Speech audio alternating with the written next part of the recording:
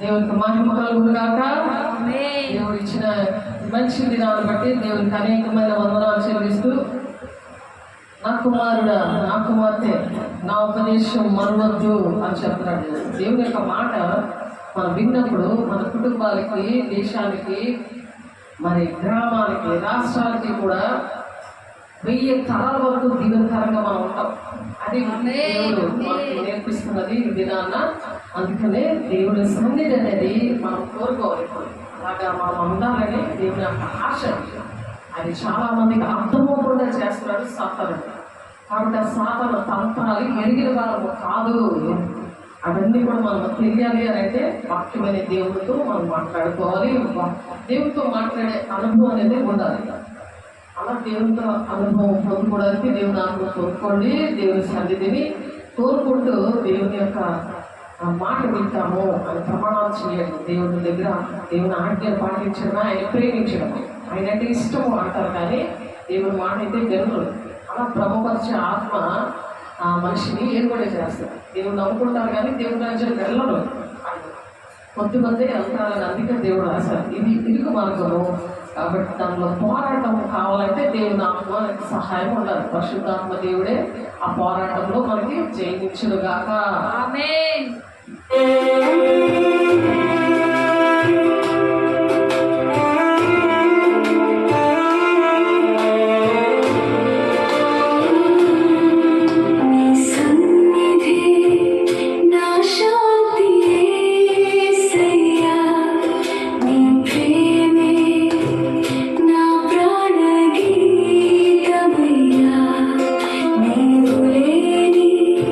క్షణము శూన్య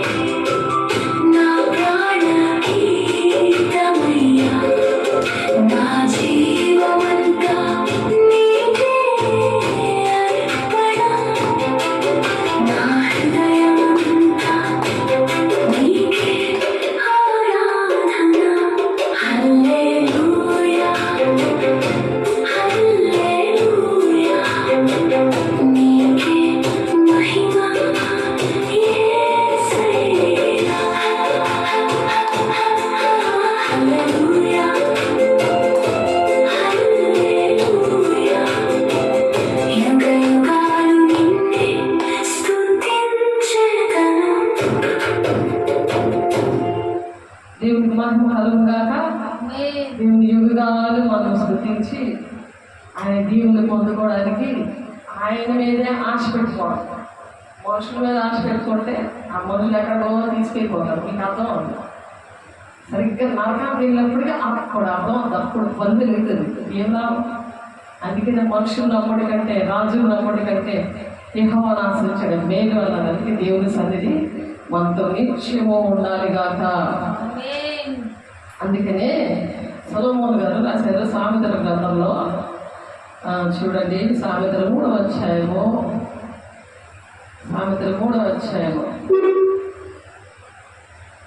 చూడండి. సామెతల 3వ అధ్యాయం చూడండి ఒకసారి, అందరూ రాసుకోండి. దేవుడు మాటలు వింటే మనకి ఎన్ని దీవెల్లో 1000 తరాల వరకు దీవెలు. వినకపోతే 3-4 తరాల వరకు తండ్రి దోషం కుమారుల మీద రప్పించేస్తానంటున్నాడు ఆయన. కుమారుల మీదకి దేవుని ఆజ్ఞ. అందుకనే సామెతల 3వ అధ్యాయము 1-2 వచనాలు, దాని కింద వచనాలు మనం చూద్దాము. నా కుమారుడా, నా కుమార్తె అని అనుకోవచ్చు అక్కడ. నా కుమారుడా, నా ఉపదేశంలో మరొకము. ఉపదేశం అంటే ఏంటి? దేవుని యొక్క మాట. నా ఆజ్ఞలను హృదయపూర్వకంగా గైకొనము. కొంతమంది హృదయపూర్వకంగా గైకొనరు.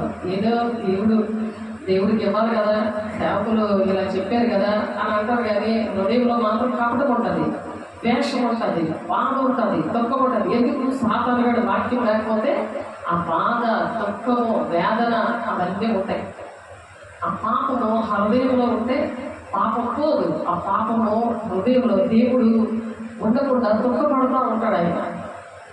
మన పరిశుద్ధాత్మ పొందుకున్నా సరే చాలా ఫ్రీగా మరి దేవుని సన్నిధి అనుభవించి మన ముఖంలో ఏంటి, మన మాటల్లో ఏంటి, ఇతరులను దీవించే విషయంలో ఏంటి, ఇతరులకు దేవుని మాటలు చెప్పి ఆ కుటుంబం కట్టే విషయంలో ఏంటి, తల్లి చిత్తం నెరవేర్చాలి అంటే ఫస్ట్ దేవుని మాట వినాలి.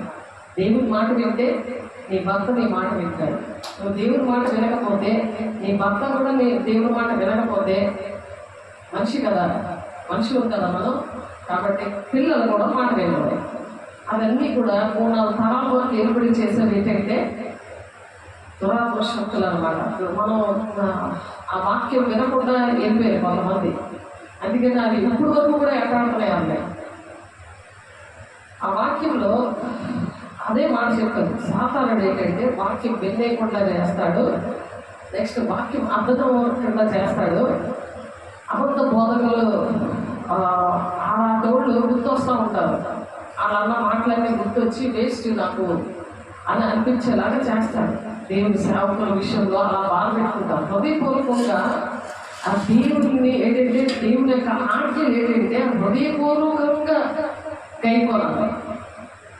మాట అలాగే వినాలి. దేవుని మాటలు హృదయపూర్వకంగా చేయాలి. కయ్యూని హేబేలు అలాగే 2 కానుకలు ఇచ్చారు, కానీ హృదయపూర్వకంగా హేబేలు ఇచ్చాడు. హేబేలు ఆ విధంగా దేవుడు ప్రేమించాడు, మరి దేవుని బిడ్డలను ప్రేమించాడు. ఆ విధంగా తన హృదయపూర్వకంగా దేవునికి ఏమిచ్చినా ఏం చేసినా చేశాడు. కానీ సాతానుడు ఏంటంటే వాక్యం అనే దేవుడు, ఆ మాటలు అనేవి ఏంటి, ఉపదేశం అంటే ఏంటి, దేవుడు మాటలు అనమాట. దేవుడు వాక్యమే దేవుడే ఉన్నాడు. ఆ మాటలు మనం హృదయపూర్వకంగా అంగీకరించలేదు అనుకోండి, అక్కడ దుష్టుడు ఎప్పుడు వాళ్ళని మింగేద్దామా అని చూస్తాడు. దేవుడి రాజ్యాన్ని వెళ్ళకుండా వాళ్ళని తప్పుతో పట్టిద్దామా అని ఉంటుంది. అనారోగ్యాలు మన కుటుంబాల్లోనే ఫస్ట్ ఏర్పడి చేస్తాడని ఆ రోజు చెప్తున్నాం. అవి ఏం చేస్తాడ? దీర్ఘాయులో సుఖజీవంతో గడచు సంవత్సరంలో శాంతిని నీకు కలుగు చేస్తే. దేవుడు మాట హృదయపూర్వకంగా నువ్వు ఎప్పుడైతే గైకొంటావో నీకు దీర్ఘాయువు అంటే నీకు మరణం ఏర్పడి చేయదు, జీవం ఉంటుంది, ఎప్పుడు జీవిస్తూ ఉంటాం. మరణం ఏం చేస్తుంది? శరీరానుసారమైన దుఃఖం పెడుతుంది. శరీరానుసారమైన దుఃఖము మరణము అనుకుంది. రమ 8:5-6 వచనాలు. అలా ధర్మశాస్త్రం లోపడలేదు కాబట్టి సాతానుడు ఏం చేస్తాడు? వాక్యం అంటే ఇష్టం ఉండదు, వాక్యం గుర్తుండదు, వాక్యం మీద ఇంట్రెస్ట్ ఉండదు. హృదయపూర్వకంగా వాళ్ళు ఎందుకంటే దేవుని ఆజ్ఞలు పాటించట్లేదు కదా, అందుకు దేవుడు మాట హృదయపూర్వకంగా వినట్లేదు కదా, అందుకు.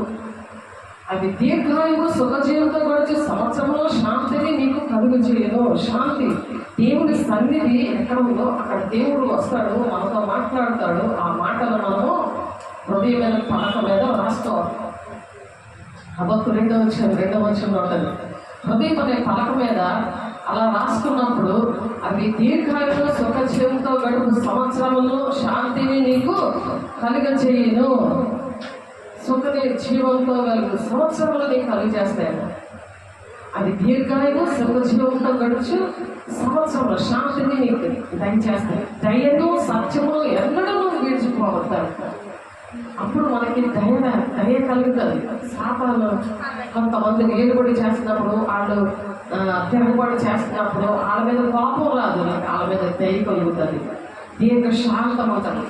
దేవుడి దగ్గర నేను ఇంకా ప్రార్థన చేయాలి, వాళ్ళు చీకట్లు వాళ్ళ బంధకాలు పోవాలంటే వాళ్ళకి దేవా ఏ మాటలు చెప్పాలి, ఈ విధంగా వాళ్ళకి దయ కలుగుతుంది. అది మనం ఫస్ట్ దయపూర్వకంగా ఉండాలి. ఎందుకంటే మనం దయ కలిగి ఉన్నప్పుడు మనలో దేవుడు నివసిస్తాడని వాక్యం చెప్తుంది. వాక్యం అంటే ఏంటి? దేవుడు అనమాట. దేవుడు ఏం చెప్తున్నాడో అవి హృదయపూర్వకంగా మనం అంగీకరించినప్పుడు దేవుడు మనకి సహాయం చేస్తాడు. యెషయా 57:15 దీనమైన హృదయంలో నేను నివసిస్తున్నాను అంటున్నాడు. దయను సత్యమును ఎన్నడూ నేను విడిచిపోయనివద్దు అంటున్నాడు. దయను సత్యము.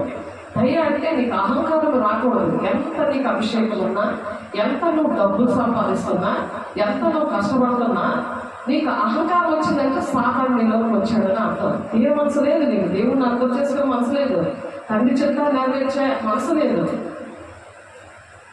ఏదో గుడ్డిగా దేవుడు నమ్మేస్తున్నావు అని కాదు. పూర్ణ హృదయంతో ఎప్పుడైతే దేవుని ఆజ్ఞలు పాటిస్తారో అప్పుడు ఆయనకి దయా హృదయం వస్తుంది. దేవుని యొక్క ఆ దయ దేవుని దగ్గరికి అవసరం. కాబట్టి జ్ఞానంతోని దీర్ఘ శాంతముతోని అలాగా సుఖజీవంతో ఉంటారు. గడిచే సంవత్సరంలో శాంతిని నీకు దేవుడు కలుగు చేస్తాడంట. మనకు శాంతి కదా కావాలి, సుఖజీవమే కదా కావాలి. మనకి కావాలంటే దేవుని ఆజ్ఞలు ఎలా పాటించాలి? పూర్ణ హృదయముతో పాటించాలి. పూర్ణ హృదయముతో దేవుని మాటలు వినాలి. పూర్ణ హృదయముతో దేవుడిని ప్రేమించాలి. ఆయన ప్రేమించేవాడే ఆయన ఆజ్ఞలు గైకొంటాడు. ఆయన ప్రేమించినప్పుడు ఆయన విడిచిపెట్టి వెళ్ళదు కదా. ఆయన మాట ఒకటి కూడా నీకు గుర్తు లేకపోతే దేవుడిని ప్రేమించడం లెక్కలో వెళ్ళవస్తాం, లెక్కలోకి రాదు కదా. ఆయన మాటలు నీ ఒంట్లో ఉండాలి. ఆ వాక్యము అనే దీపము నీ త్రోవలకి వెలుగై ఉన్నది అని చెప్తున్నారు. 119వ కీర్తనలో 105వ వచనంలో ఉంటుంది. అది నీ త్రోవలకు వెలుగును మరి అది దీపంగా ఉంది అని ఉంటుంది. కాబట్టి మనము ఎలా ఉండాలి? ఎంత విలువైన దేవుని మాటలు జాగ్రత్తగా మనం వినాలి. అలాగ మనము దేవునికి ఇష్టంగా అలాగ నడవాలని దేవుడు మనతో మాట్లాడుతున్నారు. నాకు దేవుడు నిన్నగాక మొన్న 2:30 అవుతుంది, తెల్లారుజాము 2:30 అంటే మధ్యరాత్రి 1 గంటల దాటి 2:30 ఆ టైంలో అటువంటి నేను పడుకొని ప్రేయర్ చేసుకున్నాను. 1 గంటకి నేను మొదలుపెట్టి అంతవరకు కూడా ప్రేయర్ చేసుకొని 2:30కి మరి మోకాళ్ళ మీద ఉన్నప్పుడు దేవుడు మాటలు మాట్లాడాడు. అది చదువుతాను చూడండి. వాక్యం అనే దేవుడు ఆ వాక్యం ద్వారా మాట్లాడుతున్నాడు ఆయన. చూడండి, 1 కొరింథీయులకు రాసిన పత్రిక 1వ అధ్యాయము 24వ వచనం చూడండి. ఆయన యూదులను ఆటంకముగాను అన్యజనులకు వెర్రితనముగాను ఉన్నాడు. యూదులకి ఆటంకంగా ఉన్నాడు. యూదులు ఏం చేశారంటే యేసయ్యని చంపుతున్నారు. యేసయ్యని చంపారా యూదులు? లేదా? యేసయ్య చేసిన అద్భుత కార్యాలు చేశారు, చూశారు, ఆశ్చర్యకారాలు చూశారు. వాళ్ళందరూ కూడా నేను చూసి కూడా బర్మాని విడిచిపెట్టమన్నారు, దొంగని విడిచిపెట్టమన్నారు. దొంగలని పడ్డారంటారు. దేవుడు పక్కన పెట్టేశారు. దేవుడేమో ఆటంకంగా ఉన్నాడు. ఆయన నేను ఎందుకు వచ్చానో దేవుడి దగ్గరికి, నేను ఎందుకు వచ్చానో దేవుడి ఇంటికి, నేను దేవుడికి ఎందుకు దేవుడు అంటే ఇష్టమే, కానీ యేసయ్యే దేవుడు అనుకోవట్లేదు, దేవుడు కుమారుడు అని అనుకోవట్లేదు. అంట నేను గుడ్డిదనం అన్నమాట. ఆ గుడ్డిదనం హృదయపూర్వకంగా దేవుడు మాటలు వినట్లేదు, దేవుని ఆజ్ఞలు పాటించట్లేదు. అందుకనే యేసయ్య చెప్తున్నాడు ఏమంటే ఆయన యూదులకు ఆటంకముగాను, అంటే దేవుని సేవకులు విశ్వాసులకి ఆటంకంగా ఉంటారు. ఇక్కడ యూదులు అనే వాళ్ళు విశ్వాసులు లెక్కలో వస్తారంట. వాళ్ళ ఆటంక సిలువ వేశారు యేసయ్య. బరబ్బనే ఇష్టపడుతున్నారు కానీ ఏసైకి ఇష్టపడట్లేదు, సేవకులు ఇష్టపడట్లేదు. ఏసై చేసిన కార్యాలు చేస్తుంటే అలాంటి కార్యాలు మీ జీవితాల్లో జరుగుతుంటే, దేవుడు మన పిలుపు దర్శనంగా తీసుకుని వచ్చి అటువంటి కార్యాలన్నీ దేవుడు చేస్తుంటే వాళ్ళు ఆటంకంగా ఉన్నారు. ఎందుకంటే కల్పనా కథలు ఇవన్నీ కూడా చక్కగా నేర్చుకోవడానికి అవ్వట్లేదు. అందరిలా చక్కగా ఫ్రీగా తిరగడం అవ్వట్లేదు. ఏదో మొక్కేసుకొని వచ్చేసి చేసేయడం, తండ్రి చిత్తాన్ని నెరవేర్చడం, ఆయన భూలోకాలకు వచ్చి అది ఏటేడు చేశాడని అపోస్తల బోధ నచ్చట్లేదు. ఫ్రీడమ్ కావాలి, కుటుంబం కావాలి, మనుషులు కావాలి, సుఖం కావాలి, అన్నీ దేవుడు ఇస్తానంటున్నాడు కదా, దేవుడు ఇచ్చినవే కదా అన్నీ కూడా. కానీ ఎలా వస్తాయనే విషయము అది అంతర్కాలంగా చేస్తారు. ఇవన్నీ విషయాలన్నీ చూస్తుంటే అన్ని జనులకు వెర్రితనంగా ఉన్నాడు దేవుడు. అన్ని జనులకి ఎలా ఉన్నాడు?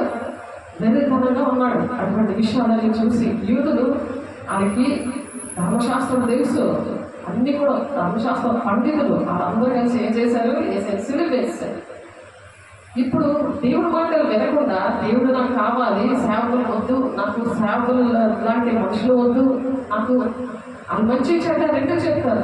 ఏది కాలంలో సెలెక్ట్ చేసుకోమని చెప్తారు. అది సెలెక్ట్ చేసుకోరండు. నువ్వే పాదలు పడు, నేను ఎక్కడికి వచ్చాను కాబట్టి నువ్వే అది చేసుకో అని ఉద్దేశం కాదు. భక్తి అనేది పర్సనల్. ఎవరు భక్తి చేస్తారో, ఎవరు దేవుడు పోనీ నడుస్తారో, ఎవరు తండ్రి చిత్తాన్ని నెరవేరుస్తారో అలా నేర్పించడమే మా పని. అంతేకాని మీ పని మేము చేసి మేము నేర్పించి పడితే దేవుడు మా మూటకాయ పెట్టాడు. మీకు ఏకీపించుకోవడం మేము ఎవరికి ఎక్కిపించుకోండి, మీరు కూడా ఎక్కిపించుకోండి. అంతా కూడా దేవునితో మనం దేవుడు ఏమి చెప్తున్నాడు అది మధ్యవర్తులుగా సేవకులు చెప్తున్నప్పుడు అది విని దాని ప్రకారం నడవాలి. అందుకనే యూదులు ఆ దినాల్లో ఆటంకంగా ఉన్నారు ఏసైకి.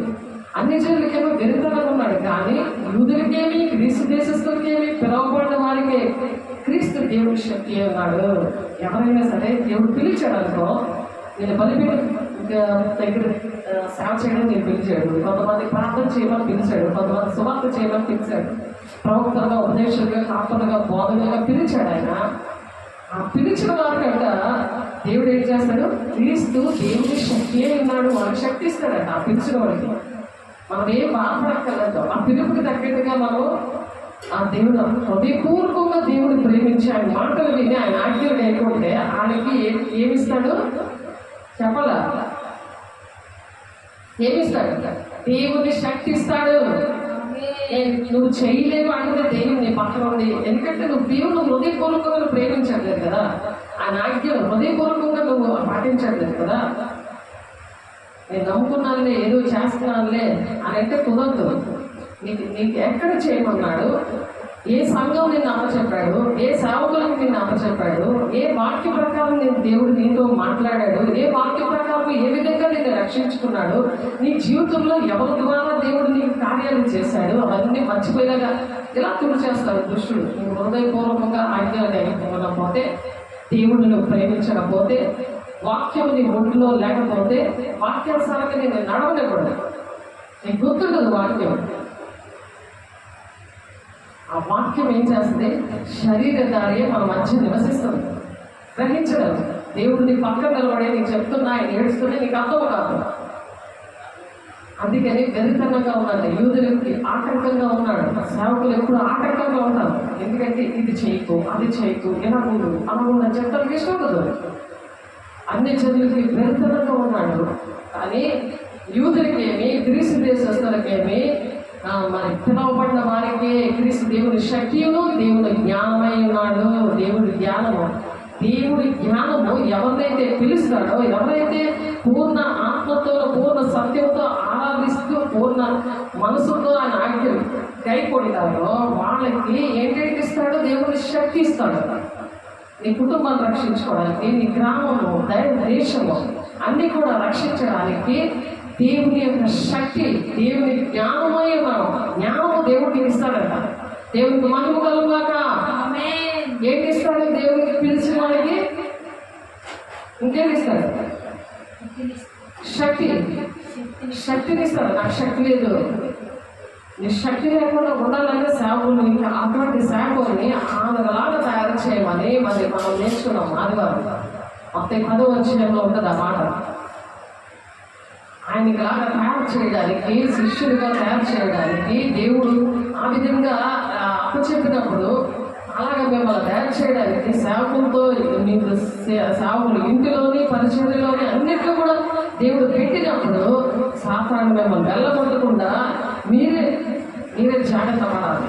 ఎవరు నన్ను వెళ్ళగొడుతున్నారు, దేవునికి నేను ఇష్టంగా ఉన్నానా, దేవుని పని చేస్తున్నానా, దేవుని సేవకుల మాట వింటున్నానా లేదా ఎందుకు తీసుకొస్తారు దేవుని సేవకుల దగ్గరికి, దేవుని మాట వినడానికి. అందుకనే నీ వాక్యము నా పాదములకి దీపము, నా త్రోవలకు వెలుగై ఉన్నది. వాక్యం లేకపోతే ఏముంటుంది? ఆ ప్లేస్లో చీకటి ఉంటుంది. చీకటి కాబట్టి నేను తీసుకొని వెళ్ళిపోతాడు. ఆ వెలుగు ప్లేస్ నుండి దేవుని సన్నిధి ఎంత చక్కగా ఎలా ఉంటుంది, అది ఎలాగా మనం నడిపిస్తుంది, అవంతా కూడా మనం పాటలో పాడుతున్నాము చక్కగా.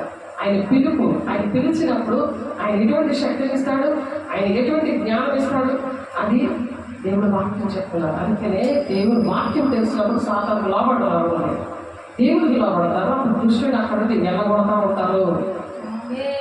ఆ వాక్యము శరీరధారే కృపాసక్తి సంపూర్ణుడుగా మన మధ్య నివసించను. తండ్రి వల్ల కలిగిన అద్వితీయ కుమారుడు మహిమ వలె ఆయన తండ్రి వలన మనం ఆయన మహిమను కనుగొంటివి.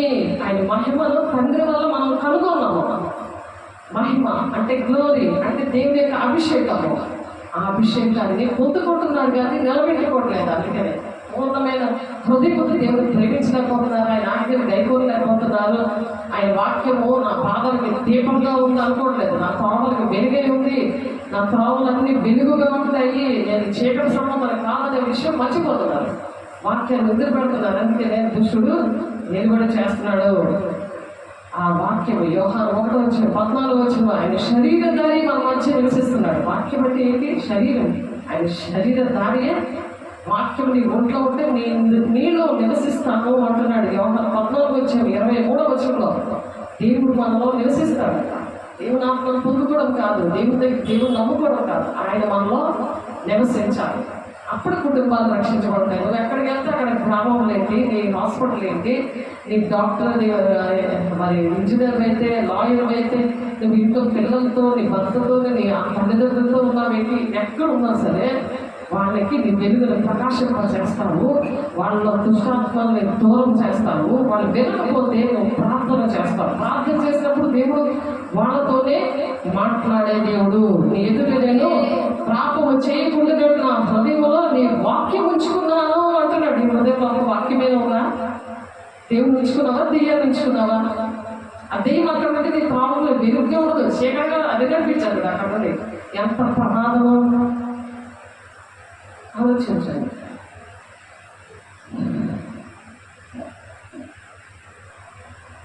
అందుకనే శత్రువులు ఎదుట దేవుడి భోజనం సిద్ధపరుస్తాను అంటున్నాడు. శత్రువులు యెహోవాకు ప్రీతికరంగా శత్రువులు కూడా నీకు మిత్రుడిగా చేస్తారంటున్నాడు. ఎంతమందో దేశద్రోహులుగా వచ్చి మరి భారతదేశంలోకి ఎంతమందో ఎంటర్ అయిపోతున్నారు. వలసలాగా వచ్చేస్తున్నారు. మామూలు ఉద్యోగాలు పేరు మీద, మరి లేకపోతే టెర్రరిస్ట్ పేరు మీద వస్తున్నారు. ఎవరికి తెలియదు. కానీ మరి దేశానికి నష్టం జరుగుతుంది. మరి భారతదేశం బార్డర్ అంతా దాటేసి, ఆ ఖర్చు దాటేసి మరి చక్కగా వచ్చేస్తున్నారు చాలామంది. మరి మన దేశం కోసం మనం ప్రార్థన చేయాలి కదా. దేవుడు చెప్పారు కదా, 2:3 సంపూర్ణమైన భక్తి కలిగి ఉండి, మాన్యత కలిగి ఉండి, మనుషులందరి కోసం మీరు ప్రార్థన చేయాలి, రాజుల కోసం ప్రార్థన చేయాలండి, దేశం కోసం ప్రార్థన చేయాలి. సంపూర్ణమైన భక్తి అంటే ఏంటి? దేవుడు కలిగి ఉండడం, ఆయన శరీరధారి నేను నివసించాలి. నేను పాపము చేయకుండానట్లు నీ ఎదుట నేను పాపము చేయకుండానట్లు. నేను వాక్యంతో కంపల్సరిగా పాపం చేస్తావు. నువ్వు చేయలేదని చెప్తే దేవుని అబద్ధికులుగా చేస్తావు. ఏది కావాలి? నువ్వు పాపం చేస్తావా, దేవుని అబద్ధికులుగా చేస్తావా? మొదటి వ్యవహారం 1:9 నేను పాపం చేయలేదు, నేను చాలా మంచివాడిని, నేను చాలా మంచిదాన్ని అనుకుంటాను. సాతాను కూడా అలా చేస్తాడు. నేను పాపము చేయకుండానట్లు. పాపం ఏం చేసావు? దేవుడిని అబద్ధికులుగా చేసేసావు. ఎంత పాపం అది? దేవుడు అబద్ధికుడా? సాతానులాగా దేవుడు నీకు అన్ని కూడా మంచి చెడ రెండు చెప్తున్నాడు కదా. దేవుడు సాతాను ఏం చేస్తే అన్ని మంచి చెప్తూ ఉంటుంది, అన్ని దీవెనలేదు, అలాగే ఉండదు. నీ పాపానికి ఎప్పుడో దేవుడు క్షమించేసాడు కదా సిలువలో అని అంటాడు. దాన్ని బాగా అంటగా అనుక్షణము సిలువ వేస్తున్నావు, అనే విషయము దేవుడు చెప్తాడు. దేవుని ఆత్మ పొందుకున్న వాళ్ళు చెప్తారు. హృదయంలో వాక్యం ఉన్న వాళ్ళు మాత్రమే చెప్తారు, అందరూ చెప్పలేరు. అందుకనే దావీదు ప్రాక్టికల్గా అనుభవించి చెప్తున్నాడు. ఏం చెప్తున్నాడు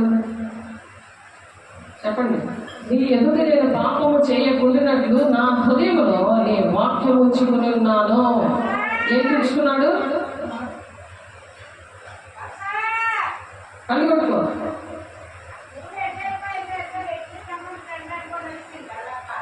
నీ ఎదుట నేను పాపము చేయకుండానట్లు నా హృదయంలో నీ వాక్యం ఉంచుకొని ఉన్నాను. వాక్యము మనం ఉంచుకోవాలి, వాక్యము మనకు గుర్తుండాలి.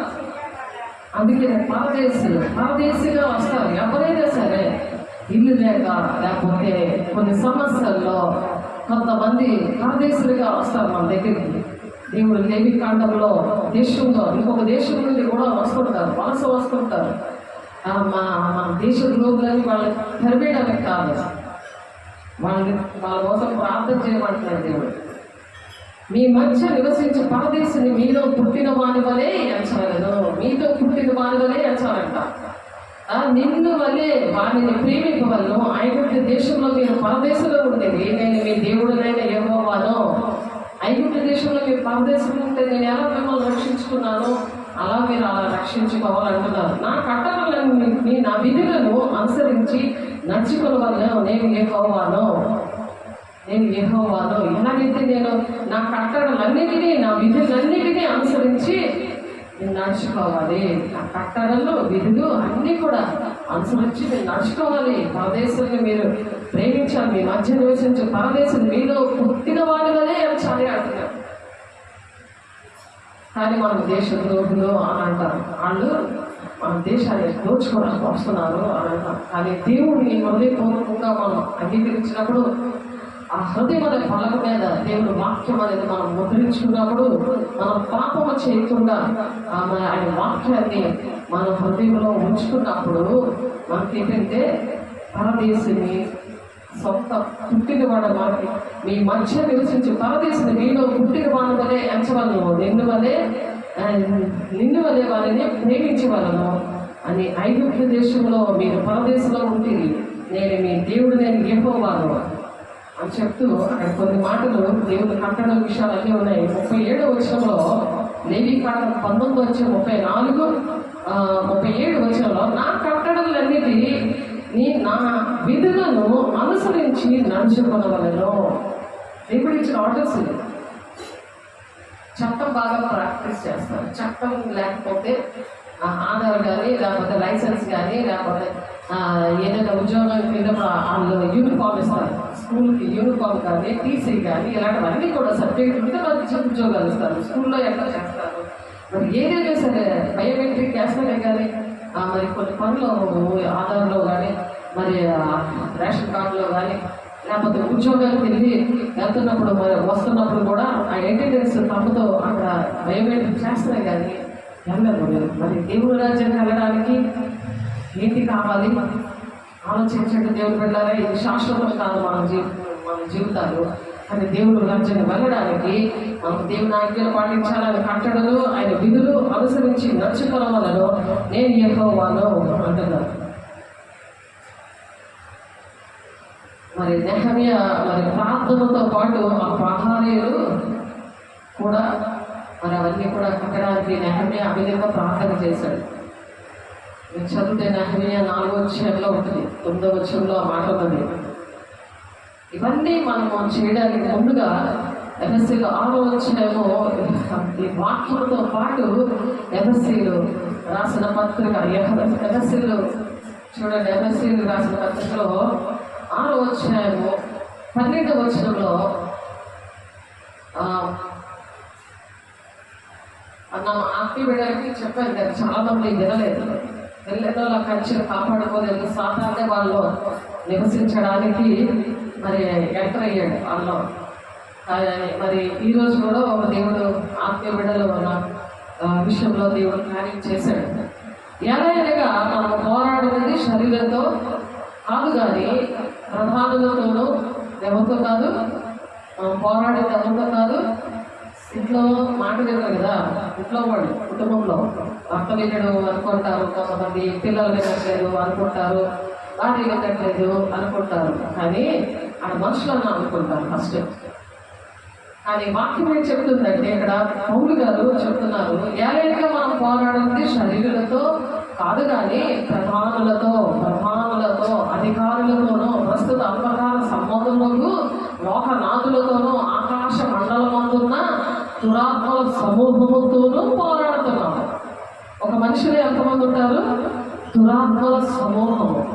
మనుషులు కాదు, పోరాటం నీకు మనుషులతో కాదు. రోడ్డు మీద పడి ఎందుకు ఉంటున్నారు అలాగా? వాళ్ళు దురాత్మల సమూహము. తాగేసి రోడ్డు మీద పిచ్చోడులాగా ఎందుకు పడుకుంటున్నాడు భర్త తాగబోతులాగా? ఆ భార్య ఎలా ఉండాలి? సర్వంగా కవచం ఉండాలి, వాక్యము ఒంటిలో ఉండాలి, దేవుని సన్నిధి అనుభవించాల అనుక్షణము, అగ్గిలా మండాలి. వాక్యం ఇష్టం లేకుండా ఎంతసేపు నిద్ర నిద్ర నిద్ర, వాక్యం వింటున్నా నిద్ర, ఇంట్లోకి వచ్చినా నిద్ర, నేను బయటికి వెళ్ళే నిద్ర అంటే ఎలాగవుతుంది ఆలోచించండి. ఏదైనా మనం పోరాడినది శరీరంతో కాదు, సాధారణ పెడతాడు నిద్ర. అందుకే మెరుగు కలిగి ప్రార్థన చేయండి అన్నాడు. హృదయపూర్వకంగా దేవుడు ప్రేమించకపోతే, ఆయన ఆజ్ఞలు కైకొనకపోతే, హృదయపూర్వకంగా ఏదో చదువుకుంటూ ఏదో ఏడ్చుకుంటూ చేసేది కాదు పరిచర్య అనేది. దేవుడు పిలుపు అనేది, దర్శనం అనేది అలా కాదు. దేవుడు పిలుచుకున్నాడంటే చాలా ప్రేమతో చేయవలసింది, చాలా నిష్ఠతో చేయవలసింది. ఒక తీర్మానంలో దేవుడితో మనం నిబంధన చేసుకుంటాము. దేశాన్ని సైనికులు దేశాన్ని కాపాడడానికి ఇంటిని అన్నింటినీ విడిచిపెట్టి వచ్చేస్తారు. అలాన్నీ విడిచిపెట్టి అనుకోసం దేశం కోసం. మరి దేవుని సైనికులుగా మనము దేవుని రాజ్యాన్ని కట్టడానికి, మన కుటుంబాలని దేశాన్ని అందరినీ కాపాడడానికి సంపూర్ణమైన భక్తి కలిగి ఉండి, మాన్యతైన భక్తి కలిగి ఉండి మనుషులందరినీ కాపాడడానికి మనం సైనికులుగా పెట్టాడు. దేశాన్ని కాపాడడానికి అది దేవుని దృష్టికి అనుకూలమైనది అని ఉంది అక్కడ. సంపూర్ణమైన భక్తి ఎలాగొస్తుంది? అపోస్తుల బోధలో ఉండి సంపూర్ణంగా వాక్యం తెలుసుకొని ఆ రోజు దేవుడు అపోస్తుల్ని ఎలా తయారు చేశాడు, ఏ విధంగా ఆయన ప్రాణం పెట్టాడు, ఏ విధంగా అపోస్తులైన శిష్యులు పనిచేశారు, ఏ విధంగా వాళ్ళు లోపడ్డారు, ఏ విధంగా అభిషేకం పొందుతున్నారు, అవన్నీ తెలిసి ఉండాలి. అవి 4 సంవత్సరాల్లో ఉంది అక్కడ.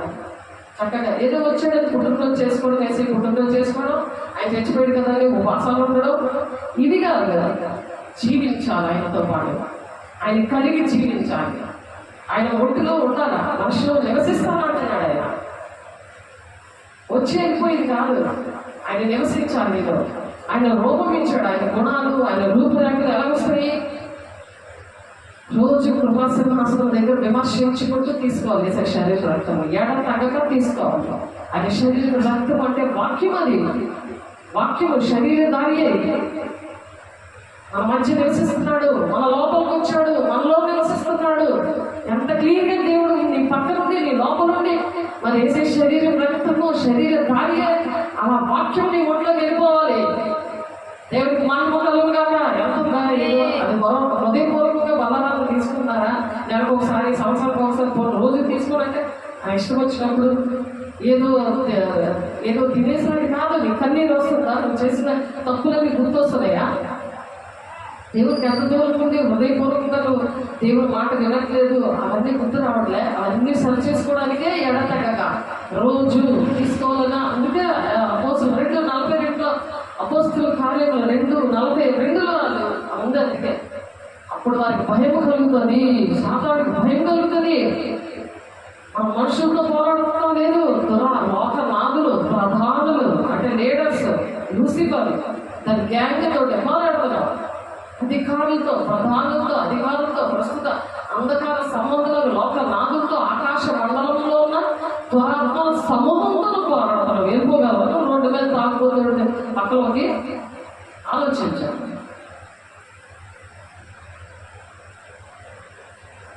వాడి ఇంట్లో మనిషి అవుతాడా? దురాత్మల సమూహం కదా. ఎంత ఆగితేనా పడాలి? ఈ లోకనాథులు, దురాత్మ శక్తులు ఒక్క శక్తినే ఎలాగొట్టలేవు. మరి దేవుడు మరి పిలుచుకున్న వారికి దేవుడు శక్తిని ఇస్తానంటున్నాడు కదా. శక్తి, ఆ శక్తి దేవుడు పిలుచుకున్నప్పుడు దేవుడు పిలుపుని తగినట్టుగా పని చేస్తే శక్తిని ఇస్తాడు. పని చేయకపోతే శక్తి ఇవ్వడు. జ్ఞానం ఇస్తానంటాడు. అందుకని అటువంటి జ్ఞానం ఉండదు. ఆ జ్ఞానవంతురాలు తన ఇంటిని చక్కబెట్టుకుంటుంది. 3 నెలలు తన చేతులతో ఓడబెట్టుకుంటుంది. ఓడతో ఉండకూడదు. దేవుని మాట వినాలి. దేవుని ఆజ్ఞలు పాటించడమే. అది ఎలా పాటిస్తున్నాను, క్రమం ఎలా ఉంది, ఎలాగ దేవుడు వాక్యం నా హృదయంలో ఉంచుకుంటున్నాను, నా పాదాలకి దీపంలాగా నేను ఎలా నడుస్తున్నాను, ఆ పరిశుద్ధతలో ఒక తీర్మానం చేసుకుంటూ ఆయన ఒక త్యాగపూరితమైనది దేవుడు మహిమనంతా తీర్చిపెట్టి వచ్చాడు కదా. ఏమీ లేదు మనకి. పెంటే ఉంది. ఆ పెంట తీర్చిపెట్టి వచ్చినా నాకు ఆ పెంట కావాలని అడగడం అది ఎంత తప్పది. ఆయన మహిమనంతా తీర్చిపెట్టి మన కోసం వచ్చాడు. మనం కూడా ఆయనలా బతకాలంటే మనం కూడా పెంట తీర్చిపెట్టి రావాలి కదా. దేవుడు తీసుకొస్తే అది కూడా అర్థం అవ్వలేదు. దేవుడు తీసుకొచ్చి చక్కగా పొదిగించి చక్కగా చక్కగా సుఖంగా చక్కగా దేవుడు సుఖము, శాంతి, డబ్బులు, పోషణ అన్నీ కూడా దేవుడు పట్టించుకుంటుంటే అర్థం అవ్వట్లేదు. చూడండి, సాధారణ వాక్యం లేకపోతే ఎలా చేస్తున్నాడు. ఆ లోకనాథులు, అంధకార సంబంధములైన లోకనాథులు, ఆకాశ మండలమున్న దురాత్మల సమూహంతో మనం పోరాడాలి. దేవుడు ఇచ్చిన ఆ పోషణ, ఆ తిండి, ఆ డబ్బులు, ఆ సుఖము, ఆ ఫ్యాను, ఆ బెడ్ అవన్నీ దేవుడు ఇచ్చాడంటే నువ్వు పోరాటం చేయాలి. లేచి మోకరించి ఆ దురాత్మ సమూహంతో దేవుడు యొక్క అభిషేకం పొందుకోవాలంటే సరి చేసుకొని ఆ వాక్యం అనే దేవుడిని ఆయన నీలో నివసిస్తున్నాడా లేదా, నీ ద్వారా ఏ కార్యాలు చేసేది ఈరోజు, ఏ కార్యాలు దేవుడు నేను చేసి నేను వాడుకున్నాడు. అలా నీ కుటుంబంతో ఎవరితో నీకు మాట్లాడుతున్నాడు, సంఘంలో ఎవరితో మాట్లాడుతున్నాడు, ఎవరిని ఆ దేశం అంతటినీ దేవుడు కోసం ప్రార్థన చేయమంటాడు కదా.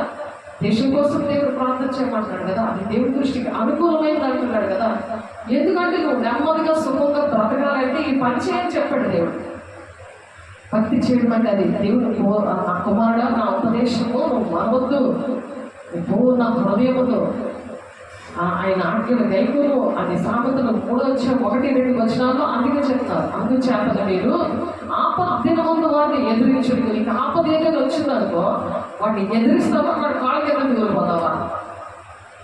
వాళ్ళు ఉన్న సాతాలను వెళ్ళగొట్టావు కదా, ఆడి కాళ్ళ కింద దూరిపోతావా? నిన్న తొక్కేస్తాడు శుభ్రంగా, కుమ్ముతాడు. 2-3 సార్లు కుమ్మాడు, మళ్ళీ దేవుడు తీసుకొచ్చాడు తెల్లారుజాము 4 గంటలకు. అందుచేత మీరు ఆపద్దినమందు వారిని ఎదిరించుటకు సమస్తము నెరవేర్చిన వారే నిలువబడుటకును శక్తివంతులు అవ్వాలని తెల్లారుజాము 4 గంటలు తీసుకొచ్చాడు దేవుడు ఇంటికి. అలా రెడీ చేస్తాడు దేవుడు.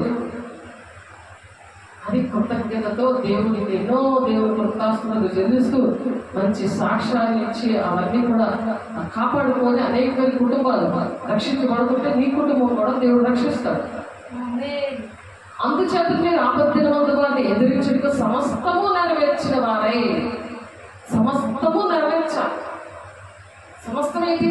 అందరి కోసం ప్రార్థన చేయగలుగుతారు. ఆ శక్తి పొందుకోవాలి. శక్తి పొందుకోకుండా చేయకూడదు. అపోస్తలులు 1:14 శిష్యులతో మాట్లాడతారు. చూడండి, శక్తి పొందుకోమని అక్కడ శిష్యులతో అపోస్తలులతో మాట్లాడతారు.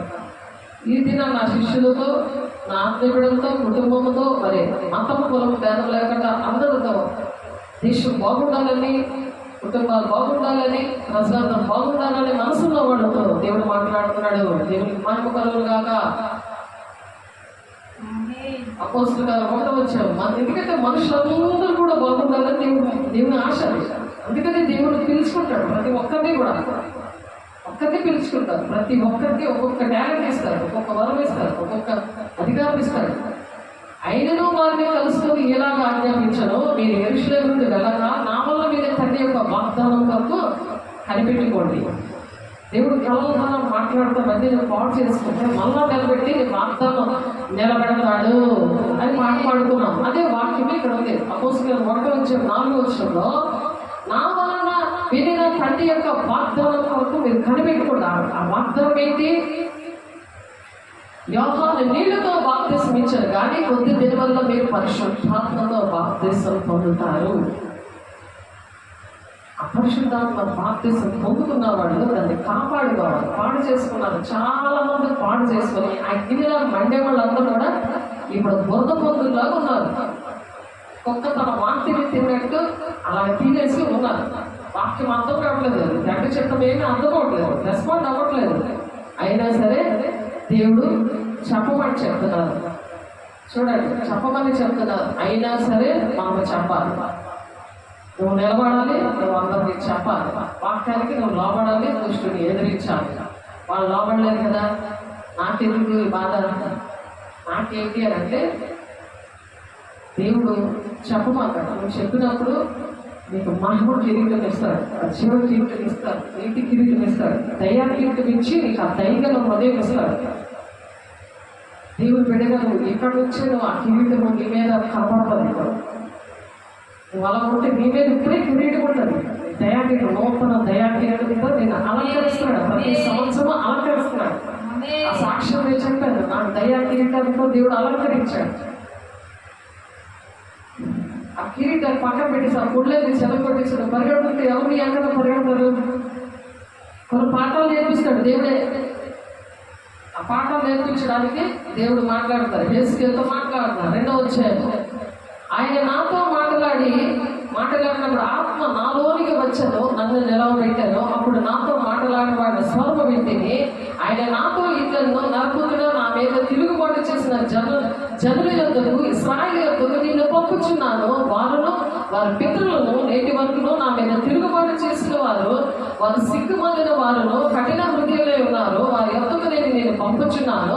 వారు తిరుగుబాటు చేయవాడు కనుక వారు వినకపోయినను తమ మధ్య ప్రవక్త ఉన్నాడని వారు తెలుసుకున్నట్లు ప్రభువుకి యెహోవా ఇలాగ సెలవిచ్చుచున్నాడని నీవు వారికి ప్రకటించవలను. ఈ పని చేస్తున్నాను నేను. ఆ దేవుడు ఈ పని చేయిస్తున్నాడు. వినకపోయినా సరే ప్రవక్త మీ మధ్యలో ఉన్నాడు అని చెప్పాలి.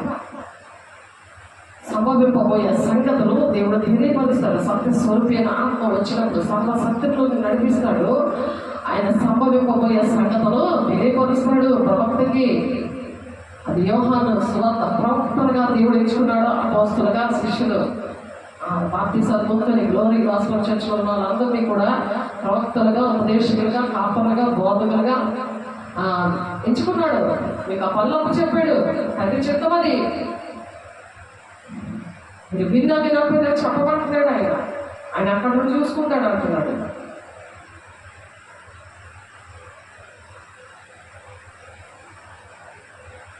కాబట్టి గట్టి ఎండిపోతుంది, పువ్వు వాడిపోతుంది, కానీ మన దేవుడి వాక్యం నిత్యము నిలుస్తుంది. గట్టిలాగా ఎండిపోతారు మనుషులు వినకపోతే. పువ్వు ఎంత అందంగా ఉందో అలా వాడిపోతారు. కానీ వాక్యం మాత్రము నిత్యము నిలుస్తుంది. కాబట్టి ఆ వాక్యము కలిగి ఉన్న మనుషులు కూడా ఆ నిత్యము యుగగాలు చెబుతూ ఉంటారు. దేవుడికి మహిమ కలుగును గాక. దేవుడు మరి దేవుని శక్తి, దేవుని జ్ఞానము కలిగించే పిలువబడిన వారు ఎలా ఉంటారంటే, సామెతలు 8వ వచనంలో మొత్తం ఫుల్గా ఉంది. దేవుని యొక్క జ్ఞానం విషయంలో ఎలా ఉంటారో సామెతలు 8వ అధ్యాయం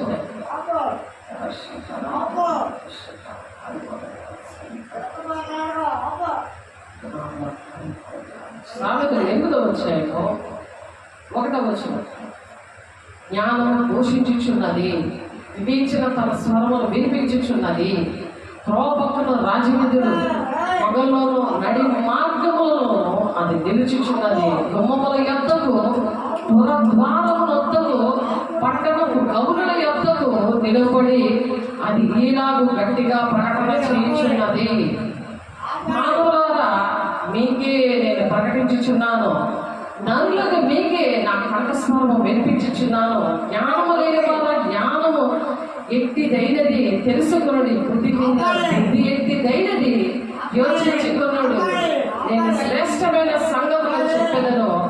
వీడి నా పెదవులు యథార్థమైన మాటలు పలుకును, నా నోరు సత్యమైన మాటలు పలుకును. దుష్టత్వము నా పెదవులను అసహ్యము, నా నోటి మాటలన్నీ నీతి గలవి. వాటిలో మోత తేనెను, పుడుల తేనెను లేదు. అవి అన్నీ దేవుడికి తేటగాను, తెలివి నొందిన వారికి అర్థంగా ఉన్నవి. వెండిని ఆశపడక నా ఉపదేశం అంగీకరించుడి. మేలిని బంగారు ఆశింపక తెలివి నొందిడి. జ్ఞానము మోక్షముల కన్నా శ్రేష్టమైనది. విలువగల సొత్తులేవి దానితో సాటి కావు. జ్ఞానమును నేను చాతుర్యమును నాకు నివాసంగా చేసుకుని ఉన్నాను.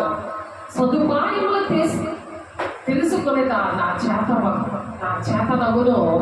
యెహోవాయను భయభక్తులు కలిగి ఉండేట చెడుతనమును నశించుకునేటే. గర్వము, అహంకారము, దుర్మార్గత, కుటిలమైన మాటలు నాకు అసహ్యములు అంటున్నాడు.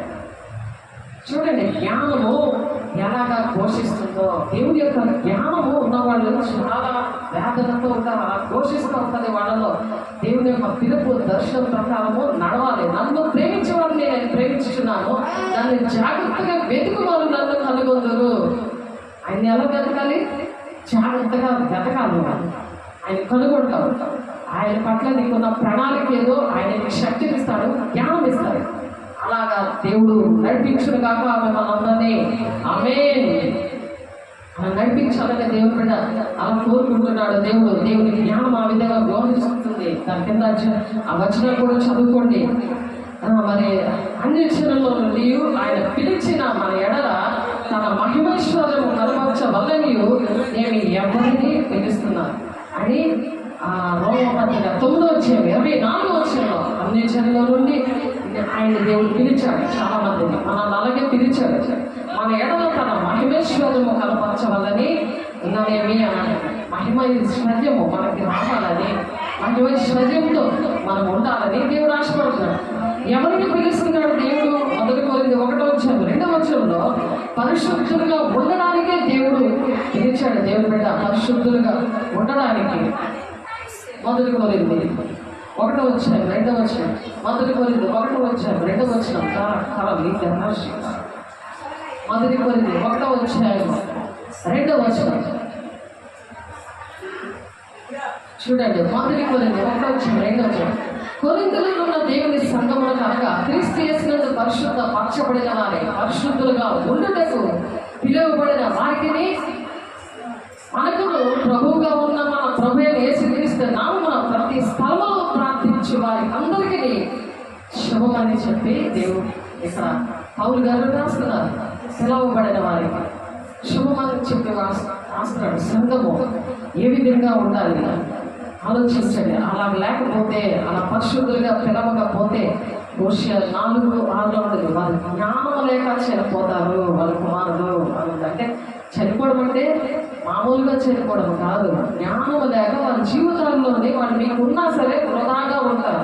వాళ్ళు తల్లి పెంచి వాళ్ళ మీద లక్షల కోట్లు మీరు పెట్టినా సరే మీకు కానీ, దేశానికి కానీ, దేవునికి కానీ పనికి రాదు. వాళ్ళు నరకానికి దారి తీస్తారు, నరకానికి వెళ్ళిపోతారండి. వాళ్ళ ఆత్మల నరకాల దగ్గరికి వెళ్ళిపోతాయి. కానీ మీకు బొమ్మలాగా మీ కొడుకు ఉన్నాడు, కూతురు ఉంది, భర్త ఉన్నాడు, భార్య ఉంది, అమెరికానే ఉంటారు.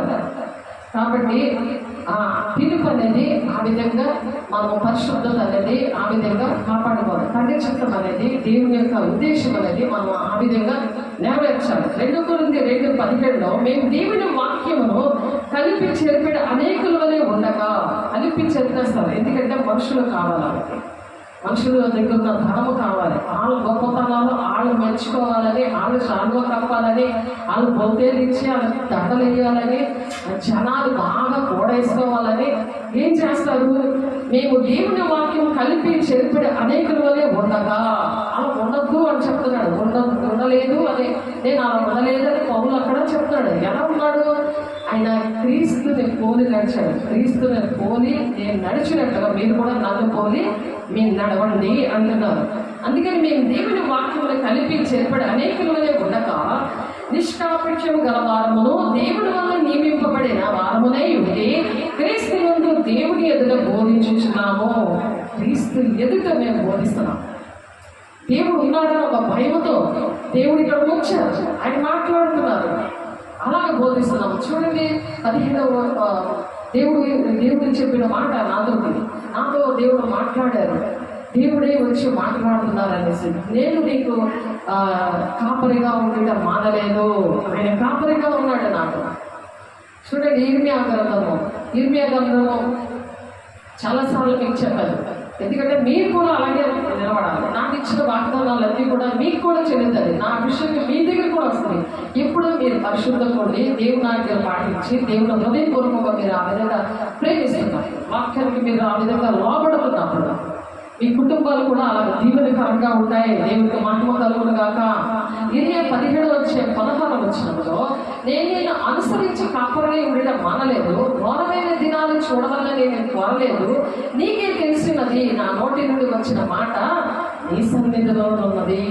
అంటే దేవుడి మాటలు ఆ సన్నిధి మనం అనుభవించాలి, ఆ మాటలు మనము విని దాని ప్రకారం నడవాలి. అది ఇక్కడ చెప్తున్నారు. నిష్కాపట్యం గల వారమును దేవుని వల్ల నియమింపబడిన వారమునే ఉండి క్రీస్తునందు దేవుని ఎదుట బోధించుచున్నాము. దేవుని ఎదుట మనం బోధిస్తున్నాం, దేవుడు ఉన్నాడు అనేసి బోధిస్తున్నాం, దేవుడు మాట అలా వింటున్నాం, దేవుడితో కలిసి ఉన్నాం, దేవుడిని కలిగి ఉన్నాం. అది దేవుడు మనకి ఇచ్చిన మరి అటువంటి ధైర్యాన్ని, అటువంటి జ్ఞానాన్ని, అటువంటి శక్తిని ఇచ్చాడు. దేవునికి మహిమ కలుగును గాక. అందుకనే ఇర్మియా గ్రంథంలో 31వ అధ్యాయము 33వ వచనంలో చూడండి, చక్కగా రాసుకోండి, విధంగా పట్టుకొని ఆ వాక్యాన్ని గుర్తుపెట్టుకోండి. ఆ వాక్యం మీ ఒంట్లో ఎప్పుడు గుర్తుంటుందంటే, ఏవైతే మరి దేవుడికి ఇష్టం లేని బోధలు అవన్నీ విన్నారో, దేవుడికి ఇష్టం లేకుండా ఒక ప్లేస్లో మీరు ఉన్నారో, దేవుని హృదయపూర్వకంగా ప్రేమించకుండా, దేవుని ఆజ్ఞలు పాటించకుండా, కట్టలు విధులు పాటించకుండా ఉన్నారో, నామకార్థంగా జీవిస్తున్నారో, అవన్నీ ఒప్పుకున్నప్పుడు దేవుడు అలా దీవిస్తున్నాడు. దేవుని బిడ్డలారా, ఆ దినములైన తర్వాత నేను ఇశ్రాయేలు వారితో యూదా వారితో చేయబో నిబంధన ఇదే, వారి మనసులోని నా ధర్మం మీద ఉంచదను, వారి హృదయముల మీద దాన్ని రాసదను. అలా రాసేస్తాడనమాట.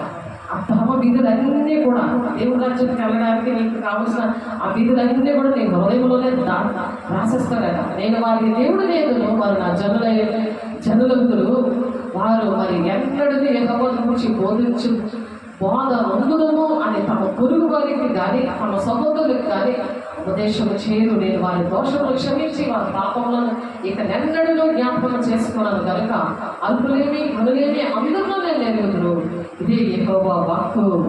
దేవుని యొక్క బిడ్డలుగా ఆ విధంగా పరిశుద్ధంగా అలా జీవిస్తారు. యెహోవా మాటలు వినకపోవడం వలన కలుగు క్షామము రాబోతుంది. ఎందుకంటే రానున్న దినాల్లో ఆమోస్ 8:11 ఉంటుంది. ఎందుకు ఆ హృదయం మీద ఆయన ధర్మ విధులు రాసేస్తాను అంటున్నాడంటే, తర్వాత బైబిల్ ఉండదు. నెట్లో కూడా బైబిల్ యాప్ ఉంటుంది కదా, అందులో కూడా ఆర్టిఫిషియల్ టెక్నాలజీ ఎంత టెక్నాలజీ వచ్చేసిందంటే భయంకరంగా వచ్చేసింది. ఇప్పుడు సూర్యుడు కూడా చైనా వాళ్ళు సూర్యుడు కూడా ఆర్టిఫిషియల్ సూర్యుడిని తయారు చేసేస్తున్నారు. ఎందుకంటే కరెంటు, మరి పెట్రోలు, కరువు, ఇవి గ్యాస్ ఇవన్నీ కూడా రానున్న దినాల్లో ఉండవని చెప్పి అంటే ఆర్టిఫిషియల్గా వాళ్ళు 3 తరాలు కూడా తయారు చేసేస్తున్నారు. అందుకని బైబిల్ కూడా ఉండదు. అందుకని బైబిల్ చక్కగా దాచుకోవాలి మనం. అది మన హృదయంలోనే దేవుడు అడిగే ధర్మవిషయంలో ఉన్న విధి నేను ఆ హృదయంలోనే రాసేస్తాను అంటున్నాడు దేవుడి మాటలన్నీ. మరి మనం ఎంత పరిశుభ్రంగా ఉండాలి, దేవుని ఎంత గట్టిగా ప్రేమించాలి, ఆయన ఉపదేశాన్ని ఎంత మనం వినాలి. ఆ కుమారుడు నా ఉపదేశం విను అని మనం సాయంత్రము 3:1-2 వచనాలలో చూసాం కదా. అప్పుడు నీ త్రోవలకు యెహోవా అధికారాన్ని ఒప్పుకో అంటున్నాడు. అక్కడ నీ స్వబుద్ధి ఆధారపడకుండా నీ పూర్ణ ప్రవర్తన అంతటి యెహోవా అధికారానికి ఒప్పుకో, అప్పుడు నీ మార్గాన్ని నేను సరళం చేస్తానంటున్నాడు. నీ మార్గం, దేవుని రాజ్యానికి వెళ్ళే మార్గాన్ని దేవుడు సరళం చేస్తాడు. లేకపోతే ఎవరినో చూపించి నేను పరిగెట్టిస్తూ ఉంటాడు. నువ్వు గోరు చేతుల గురి ఎత్తుకే నువ్వు పరిగెట్టాలని చెప్తున్నాడు దేవుడు. అందుకని ఆమోస్ 8:11 యెహోవా మాటను వినకపోవడం వలన కలుగు క్షామముగా ఉండను. ఈ యెహోవా మాట వినలేనందువలన కరువు అనేది వచ్చేస్తా ఉంటాం. దేవుడి మాటలు ఒంట్లో ఉండవు. ఇప్పుడు ఈ కృపకాలంలోనే దేవుని దగ్గర ప్రతిదీ కూడా క్షమాపణ చెప్పుకోవాలి, మాట వినాలి. యెహోవా మాట వినిటకై ఈ సముద్రం నుండి ఆ సముద్రం వరకు, ఉత్తర దిక్కు నుండి తూర్పు దిక్కు వరకు మరి సంచరించినా సరే యెహోవా దేవుని యొక్క మాటలు ఎక్కడ దొరకవు అన్నమాట. ఇదే ఈ కృపకాలంలోనే దేవుని యొక్క మాటలు అవి హృదయంలో భద్రపరచుకోవాలి. అవి నా నోటి నుండి వచ్చిన మాట నీ సన్నిధిలో ఉంది అంటే మన నోటిలోంచి ఆ మాట వస్తున్నప్పుడు దేవుడు మనలో నివసిస్తాడు కదా. ఆ నోటి మీద వచ్చిన మాట వల్ల నీ దేవుని సన్నిధి నీకు, నీ బిడ్డలకి, నీ కుటుంబానికి, నువ్వు ఎక్కడికి వెళ్తున్నావో అక్కడ ఒక గుడారంలాగా ఆయన నీతో ఉంటాడనమాట. ఆయన గుడారంలాగా ఉంటాడట. ఆయన నివసిస్తాడు నీలోని. అది దేవుడు చెప్తున్న మాట. చూడండి, ఎఫెసీయులకు రాసిన పత్రిక 17వ అధ్యాయము నుంచి 2వ అధ్యాయం 17 నుండి 22 వచనాల్లో ఉన్నది ఆ మాట. చూడండి ఒకసారి. ఎఫెసీయులకు రాసిన పత్రికలో ఆ వాక్యము ఎలాగ దేవుని ఆయనతో మీరు కూడా ఆత్మ మూలంగా దేవునికి నివాస స్థలమైన వెలుగు కట్టబడుచున్నారు. ఆయనకి నివాస స్థలంగా మనం కట్టబడాలి.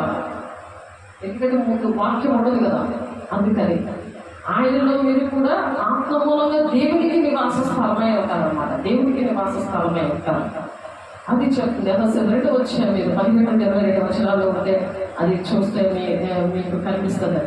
అలాగే 14వ అధ్యాయము 17 నుంచి 13 వచనాలు, 18, 19 వచనాల్లో ఎలా ఇంటి వారం అవుతామో, ఆయన ఇంటి వారిలో ఎలా ఉంటామంటే అసలు 3వ అధ్యాయం 15 వచనం ఉంది. అలాగే మత్తయి సువార్త 10:25లో ఉంది. ఎందుకంటే మనలాగా దేవుడు లాగా మనం చేశాడు కదా, మనలాగా మన పిల్లల్ని, కుటుంబాన్ని, అందరినీ కూడా, దేశాన్ని, మన గ్రామాన్ని అలాగే తయారు చేయాలి. దుష్టుడు పన్నాగాలన్నీ తెలుసుకోవాలి. కాబట్టి శాసనాలు, ఆజ్ఞలు తన స్వంతంగా దేవుని ప్రేమతో రాశాడు. ఆజ్ఞలన్నీ తన వెలుగుతో రాశాడు. అవి పక్కన పెట్టేస్తున్నారు. ఎంత బాధపడుతున్నాడు ఆయన. బైబిల్ సినిమాలో నేను చూశాను. రాత్రి పలక మీద యెహోవా దేవుని చేయొచ్చు అందులో చూశారు. జగదంబ సెంటర్లోనే మామూలు సినిమా మా డాడీ చూడొచ్చేవాడు కాదు.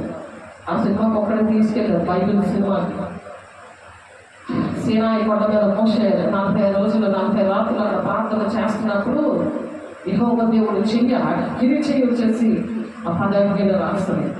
అది నిర్గమకాండము 31వ అధ్యాయం 18వ వచనంలో ఉంది అన్నమాట. స్వహస్తాలతో దేవుని ఆజ్ఞలు అన్ని కూడా తన ప్రేమతో రాశాడు ఆ మాటలు. మన దేవుని కోపం వస్తుందా లేదా, అది పూర్ణ హృదయంతో, అది సంపూర్ణంగా దేవునికి పూర్ణ మనసుతో మీరు అంగీకరించకపోతే మనం ఎలా ఉంటామో ఒకసారి ఆలోచించండి. ద్వితీయోపదేశకాండం 4, 7, 8 వచనాల్లో కూడా ఉంది. అది ఎలా రాసుకోవాలంట, అది నీవు నీ కుమారులకు అభ్యసింప చేయాలి. నీవు నీ కుమారులకు అభ్యసింప చేయాలి. నీకు వస్తే కదా నీ కుమారులకు అభ్యసింప చేస్తావు. నువ్వు నేర్చుకోవడం దేవుడు ఎంత టైం ఇచ్చాడు, నువ్వు నేర్చుకుంటావా? ఆలోచించండి. మీరు నేర్చుకుంటారా? అది కుటుంబానికి నేర్పించాలి కదా. కుటుంబానికి నేర్పించినప్పుడు ఎంత విడుదల వస్తుంది, క్షణంలో విడుదల వస్తుంది. అవన్నీ కూడా వాక్యం అంత పవర్ఫుల్గా పనిచేస్తుంది. అది యోహాను సువార్త 3వ అధ్యాయం 8వ వచనం ఉంది. పరిశుద్ధాత్మ దేవుడు ఎలా పనిచేస్తాడో అక్కడ ఉంటుంది. నికోదేముతో దేవుడు డైరెక్ట్గా మాట్లాడిన విషయం అది. అలా ఫోన్లో కూడా పనిచేస్తాయి. అది ప్రాక్టికల్గా దేవుడు నాకు నేర్పించారు. ఈరోజు కూడా అది జరిగింది. ద్వితీయోపదేశకాండము 6వ అధ్యాయం. ద్వితీయోపదేశకాండంలో 6వ అధ్యాయం చూడండి ఒకసారి. 7, 8 వచనాల్లో నీవు నీ కుమారులకు వాటిని అభ్యసింపజేసి అంటే నీకు రావాలా? ఫస్ట్ బోర్డు ఇచ్చారు, నీకు ఇంట్లోనేమో దేవుడి ఇంటికి ఇచ్చారు, నీకు ఫోన్ ఇచ్చారు, చక్కగా రికార్డింగ్ చేసుకొని చక్కగా మీటింగ్ నేర్చుకోవచ్చు. నువ్వు ఎలా చెప్తావు? నీ కుటుంబాన్ని ఎలా రక్షించుకుంటావు? నీవు నీ కుమారులకు వాటిని అభ్యసింపజేసి నీ ఇంట కూర్చుంటున్నప్పుడును, త్రోవలు నడిచినప్పుడు, పండుకొనినప్పుడును, లేచినప్పుడు వాటిని గురించి మాట్లాడాలట. దేని గురించి మాట్లాడుతున్నారు మీరు? డబ్బులు అడిగితే డబ్బులు ఇస్తారు కదా, తర్వాత ఇస్తారు, ఫోన్ పే చేస్తారు లేదా, నీకు వస్తారు లేదా, ఈ మాట్లాడతారు. కానీ వాళ్ళతో ఏమి వాక్యం మాట్లాడరు. భర్తతో కానీ, భార్యతో కానీ, పిల్లలతో కానీ అసలు దేవుడు మాటే లేదు, ఊసలేదు. ఇంట్లో ఉన్న ఊసుండదు, బయట ఉన్న ఊసుండదు, ఫోన్లో ఉండదు, ఏమి ఉండదు అసలు. కానీ నీ కుమారులకు వాటిని అభ్యసింపజేసి నీ ఇంట కూర్చున్నప్పుడు, త్రోవలో నడిచినప్పుడు, పండుకున్నప్పుడు, లేచినప్పుడు వాటి గురించి మాట్లాడగలను సూచనగా వాటికి నీ చేతికి పట్టుకునగలను. ఫ్రెండ్షిప్ బ్యాండ్ అని అంటారు. ఫ్రెండ్షిప్ తీసేసి జీసస్ అని దాని వాక్యాలని ఆ బ్యాండ్లో కూడా నేను కొనిచ్చాను. నా భర్తకి ఇచ్చాను, నా పిల్లలకి ఇచ్చాను, ఇంకొక నెహమ్యా కుటుంబానికి ఇచ్చాను. ఎందుకు ఇస్తారు? అది స్టైల్గా వాడుకోవడాక. మీరు వాడే ఎక్కువలో కూడా గిఫ్ట్లా కలిగి ఇవ్వాలి. 2 మాటలు చెప్పాలి. నీ డబ్బులు అలాగే ఖర్చు పెట్టాలి. నీ టైం దేవుడితో గడిపినప్పుడు నువ్వు అలాంటి పనులు చేస్తావు. అవి నీ కన్నులకు నడుమ బాసికము వలె ఉండెను. అలాగిస్తే నీకు ఎలా ఉంటుందంట, నీ కన్నుల నడుమ బాసికము. బాసికం అంటే ఇంకా ప్రకటన గ్రంథంలో ఉంటుంది. ఇక్కడ నుదుటి మీద మరి ప్రకటన 17 వచ్చేంత కూడా ఉంటుంది. నుదుటి మీద దేవుడు అక్కడ చెప్తారు అన్నమాట, దేవుడు పేరు. నాకు చదువుకుంటుని ఇద్దరు తల్లి కూతుళ్ళు ఇక్కడ ఇలా క్లాస్ లాగా ఎల్ఈడి బల్బు వైట్ ఉంటుంది కదా, ఆ వైట్ లాగా ఎదుగుతున్నట్టు చూశారు. అలా చూశారు, కళ్ళిపోయినా కళ్ళు తెలిసిన. ఎందుకంటే అది అక్కడ ఉందన్నమాట. మనకు అటువంటి అనుభవాలు, అటువంటి సాక్ష్యాలు ఇస్తాడు దేవుడు, మనకు బలపరచాలి. అది నాకు ఎంతో బలం కదా సాక్ష్యం. నాలో కూడా బాప్తీసం ఇచ్చినప్పుడు వాక్యం చెప్తున్నప్పుడు చూశారు చాలా పిల్లలు కుటుంబాల్లో చూశారు. కాబట్టి అవి నా కన్నులకు నడుమ బాసికముగాను ఎలా ఉండాలంట, అవి నా కన్నులకు నడుమ బాసికము వలె ఉండవలేను. నీ ఇంటి ద్వార బంధము మీదనో నీ గౌనుల మీదనో వాటిని వ్రాయవలను. వాక్యం ఎంత రక్షణ చూసారా. ప్రేరాయలు రాయడమను, ప్రేరాయలు ఇంట్లో చల్లనివ్వను, వాక్యం పెట్టనివ్వను. కారులో చక్కని క్రాసిస్తే నాకు నేను వాక్యం దగ్గర చక్కని క్రాసిస్తే ఏం చేశాడు, వాక్యం దగ్గర చక్కని క్రాసిస్తే క్రాసు ఇవ్వలేదు. క్రాసు అది తీసి ఇంట్లో అక్కడ మూల పడేశారు. 80 రూపాయలు ఆ క్రాసు. కారు కొనుక్కున్నామంటే ఆ క్రాసు ఇచ్చారు. వాక్యాలు అవన్నీ సాతాను గారికి ఇష్టపడదు చూడండి. అటువంటి పరిస్థితుల్లో దేవుడు చెప్తున్నాడు. దేవుడు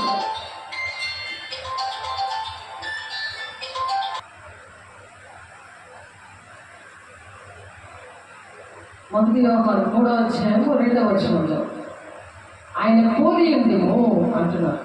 ఆయన మన పోలి అప్పుడు ఉంటాం అన్నమాట. ఎప్పుడైతే వాక్యము మనం ఆ విధంగా దేవుడైన యెహోవా పితరులైన అబ్రహాము, ఇస్సాకు, యాకోబుతో చేసిన ప్రమాణం బట్టి నిన్ను ఆ దేశంలో ప్రవేశపెట్టి నీవు కట్టిన గొప్పలకు మంచి పురములను కట్టిస్తా అన్నాడు. ఎప్పుడైతే ఇటువంటి ద్వారబంధాల మీద మరి కూర్చున్నప్పుడు లేచినప్పుడు పిల్లలతో కుటుంబంతో ఆ విధంగా ఉంటారో వాళ్ళ విషయంలో ఆనాడు ద్వితీయోపదేశకాండం 6వ వచనంలో దేవుడు ఆ ప్రజలతో దేవుడు అప్పుడు మాట్లాడారు. నీ దేవుడైన యెహోవా నీ పితరులైన అబ్రహాము, ఇస్సాకు, యాకోబులతో చేసిన ప్రమాణమును బట్టి నిన్ను ఆ దేశంలో ప్రవేశపెట్టి నీవు కట్టిన గొప్ప మంచి పురములను, నీవు నింపిన మంచి ద్రవ్యముల చేత నింపబడిన ఇండ్లను, నీవు త్రవ్వకపోయినను త్రవ్వబడిన పాములను, నీవు నాటని ద్రాక్ష తోటలను, ఒలివల తోటలను నీకు ఇచ్చిన తర్వాత నీవు తిని తృప్తి పొందుతావు. దేవుడు ఇవ్వాలి మనం అనుభవించాలంటే. దేవుడు మాట విన్నప్పుడు 1000 తరాలకు దీవెన ఆ విధంగా వస్తుంది.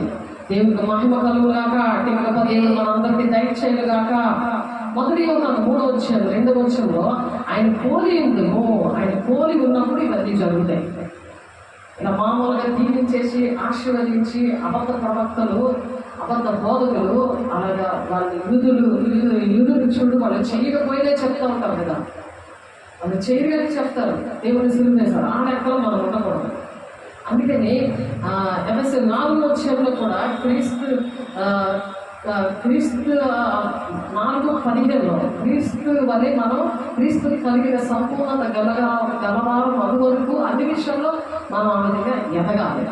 దేవుని కుటుంబము మరి మీ కుటుంబాలు అలా ఉండాలని దేవుడు ఆశపడుతున్నారు. మా కుటుంబాలన్నీ ఆ విధంగా దీవించబడదు కాక. అలాగే లూకా 20:40 బాలుడు జ్ఞానముతో నిండి పొందుచు ఎదిగి బలము పొందుచుండెను, దేవుని దయ ఆయన మీద ఉండెను. దేవుని కుమారుడు వేసే అలా పెరిగాడు, అలా పెంచారు. మరి మరియమ్మ ఆ విధంగా పెంచారు. ఆ విధంగా దేవుడు కట్టైన దేవుడు ఆ విధంగా భూలోకాన్ని తీసుకొచ్చి మానవుడుగా తీసుకొని వచ్చి అలా పెరిగాడు. ఆయన మానవుల్లాగా మహిమేమే ఆయనకి అప్పుడు ఏం లేదు. మహిమనంతటికీ విడిచిపెట్టి వచ్చారు.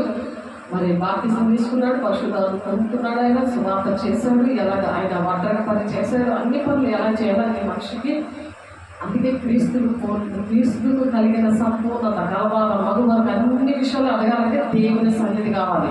ఆ సన్నిధి ఉంటేనే పరిపూర్ణులుగా ఉండగలరు. లేకపోతే సగం లోకము సగం దేవుడు వాళ్ళ దేవుడు రాజ్యానికి వెళ్ళలేరు. కుటుంబాల్లో అది 1000 తరాల వరకు దీవెనకరంగా ఉండదు, ఒక శాపముగా ఉంటుంది. అది 3-4 తరాల వరకు తండ్రి దోషం కుమారులకి రప్పిస్తానని ఆజ్ఞ రాశాడు. ఆయన చేతులతో రాశాడు రాతి పాలకుల మీద. అదే ఆజ్ఞలో మాకు అర్థం అవుతుంది ఆ మాటలన్నీ కూడా. అవన్నీ మీకు తెలిసిందే. కాబట్టి ఈరోజు మరి మీ బిడ్డల కుటుంబంలో నాన్నమ్మ చనిపోయి ఆ మనవరాలకి కనిపించి మరి కొడుకు ఎక్కడ ఉన్నాడు నాతో మాట్లాడించు అంతవరకు కూడా మీ డాడీ ఎక్కడున్నాడు, ఆ డాడీతో నాతో మాట్లాడించు అంతవరకు కూడా నేను మీ ఇంట్లోంచి కథలను కూర్చోండి ఆలోచించాను. ఆవిడ చనిపోయింది. అలా నా ఆత్మీయ బిడ్డ విషయంలో నేను చెప్తున్నాను. నేను బాప్తిస్మం ఇచ్చిన నా ఆత్మీయ బిడ్డ విషయంలో చెప్తున్నాను. తండ్రుల పాపములు కుమారులుగా రప్పిస్తున్నాను కదా అని చెప్తారు కదా. వేరమా పాఠము చూడండి, చదువుతాను, మీకు తెలుస్తాయి కానీ చాలా మందికి తెలియదు. చదువులేని వాళ్ళకి ఇంకా అనేక మందికి తెలియదు. కాబట్టి దేవుడు సర్వలోకానికి సర్వ సృష్టికి సువార్త ప్రకటించమన్నాడు కదా. దాని విధంగా దేవుడు అనేక అన్ని జనుల దగ్గర నన్ను వాడుకుంటూ మరి అందుకని మరి అటువంటి వారు చూస్తున్నారు యూట్యూబ్లో. దాన్ని బట్టి దేవుడు ఆ మాట చెప్తున్నారు. ఎలాగా నీ దేవుడైన యెహోవాను నేను రోషం గల దేవుడును, నన్ను ద్వేషించే వారి విషయంలో 3-4 తరాల వరకు తండ్రుల దోషము కుమారుల మీదకి రప్పించు, నన్ను ప్రేమించిన ఆజ్ఞలు లేకుండా వారిని 1000 తరాల వరకు నేను దీవిస్తాను అంటున్నాడు ఆయన. ఇప్పుడు 1000 తరాల వరకు మనకి దీవెన ఉండాలంటే ఈ విషయం మనం తెలుసుకోవాలి. ఆ కుటుంబంలోనే నాన్నమ్మ చనిపోయింది. ఆ డాడీ ఏం చేశాడు అంటే ఆ నాన్నమ్మ ఉన్న కొడుకు మరి డాడీ అవుతాడు కదా అమ్మాయికి, ఏం చేశాడంటే హాస్పిటల్కి ఆమె చెడు వ్యసనాల్లో ఉంది. ఆమె చెడు వ్యసనాలు వింటూ కూడా దేవుడిని ఇష్టంగానే ఉండేది. దేవుడు మన దగ్గర అర్థం చేసినప్పుడు దేవుడు ఏదో అర్థం కాలేదు, దేవుడు మాట్లాడడం అన్నీ కూడా చేశాడు. అయితే దేవుడు మాట్లాడుతున్నాడు కదా అని చెప్పి దేవుడు నాలో ఉన్నాడని అనుకుంది కానీ సాతానుడికి ఇష్టమైన పనులు కూడా చేయించుకుంటున్నాడు. ఎప్పుడైతే దేవుడికి ఇష్టంగా ఉన్నప్పుడు, దేవుడి సేవకులు ప్రార్థన చేసినప్పుడు, దేవుడు కొన్ని కార్యాలు చేసినప్పుడు సాతానుడు ఏం చెప్పాడంటే నువ్వు దేవుడి బిడ్డనే అంటాడు కానీ నువ్వు దేవుడి మార్గంలో నడువు అని చెప్పడం. ఆ భ్రమలోనే చనిపోయింది. ఆవిడ అనారోగ్యం వచ్చినప్పుడు తన కొడుకే మంచి హాస్పిటల్ తీసుకెళ్ళకుండా గవర్నమెంట్ హాస్పిటల్ తీసుకెళ్ళినప్పుడు చనిపోయింది. కానీ అది అబద్ధం చెప్పింది.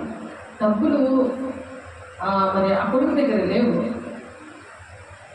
సాతానుడు అబాధికుడు కదా, మనం మనుషులతో పోరాటం లేదని ఉంది కదా వాక్యం. పురాత్మల సమూహంతో లోకనాథులతో మరి లోకనాథులతో అంధకార చీకటి శక్తుల సమూహంతో పోరాడుతున్న వాళ్ళని ఆలోచ్యాము 13వ వచనంలోనే మనం చదువుకున్నాం కదా. ఆ సైన్యంలాగా ఒక మనిషిలో ఉంటారు తప్పు చేసిన వాళ్ళు. దేవుడిని కలిగి ఉన్నాం అనుకుంటారు, దేవుడి రాజ్యానికి వెళ్ళారు అనుకోవాలి, చనిపోయినా సరే అటువంటి మెసేజ్ చెప్తుంటారు. వాళ్ళ కఠినమైన తీర్పు ఉంటుంది. 3:1 ఉంది కఠినమైన తీర్పు ఉంటుంది.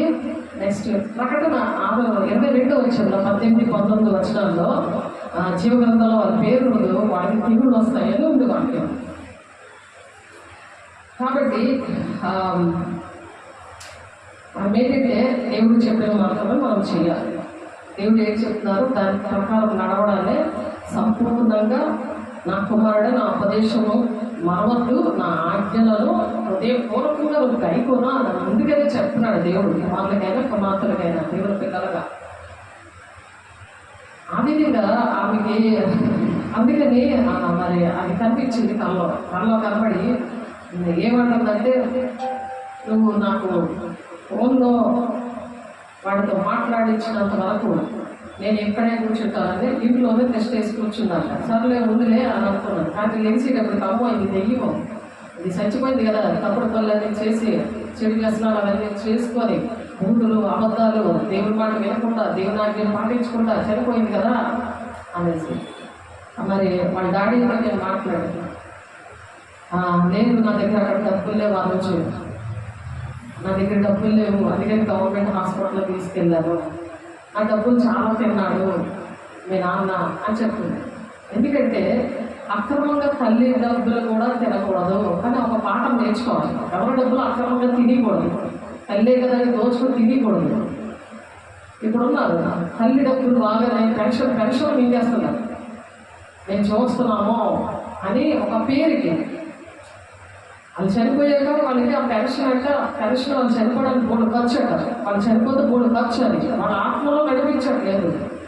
ఆత్మీయ ఎవరైతే దేవుడు వాక్యం చెప్తారో వాళ్ళని అవమానిస్తూ వాళ్ళని శరీరాంశాలుగా ట్రీట్ చేస్తారు.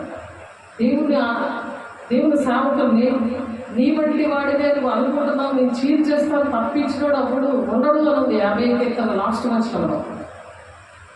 అలా ట్రీట్ చేయకూడదు. దేవుని సేవకుల్లాగే ట్రీట్ చేయాలి.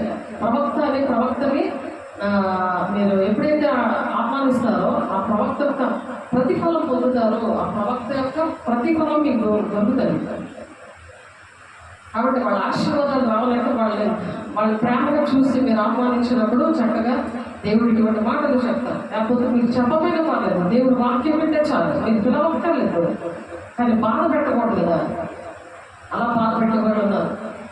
కొంతమంది ఓళ్ళు వేసి రూమ్లో వేసేస్తూ ఉంటారు.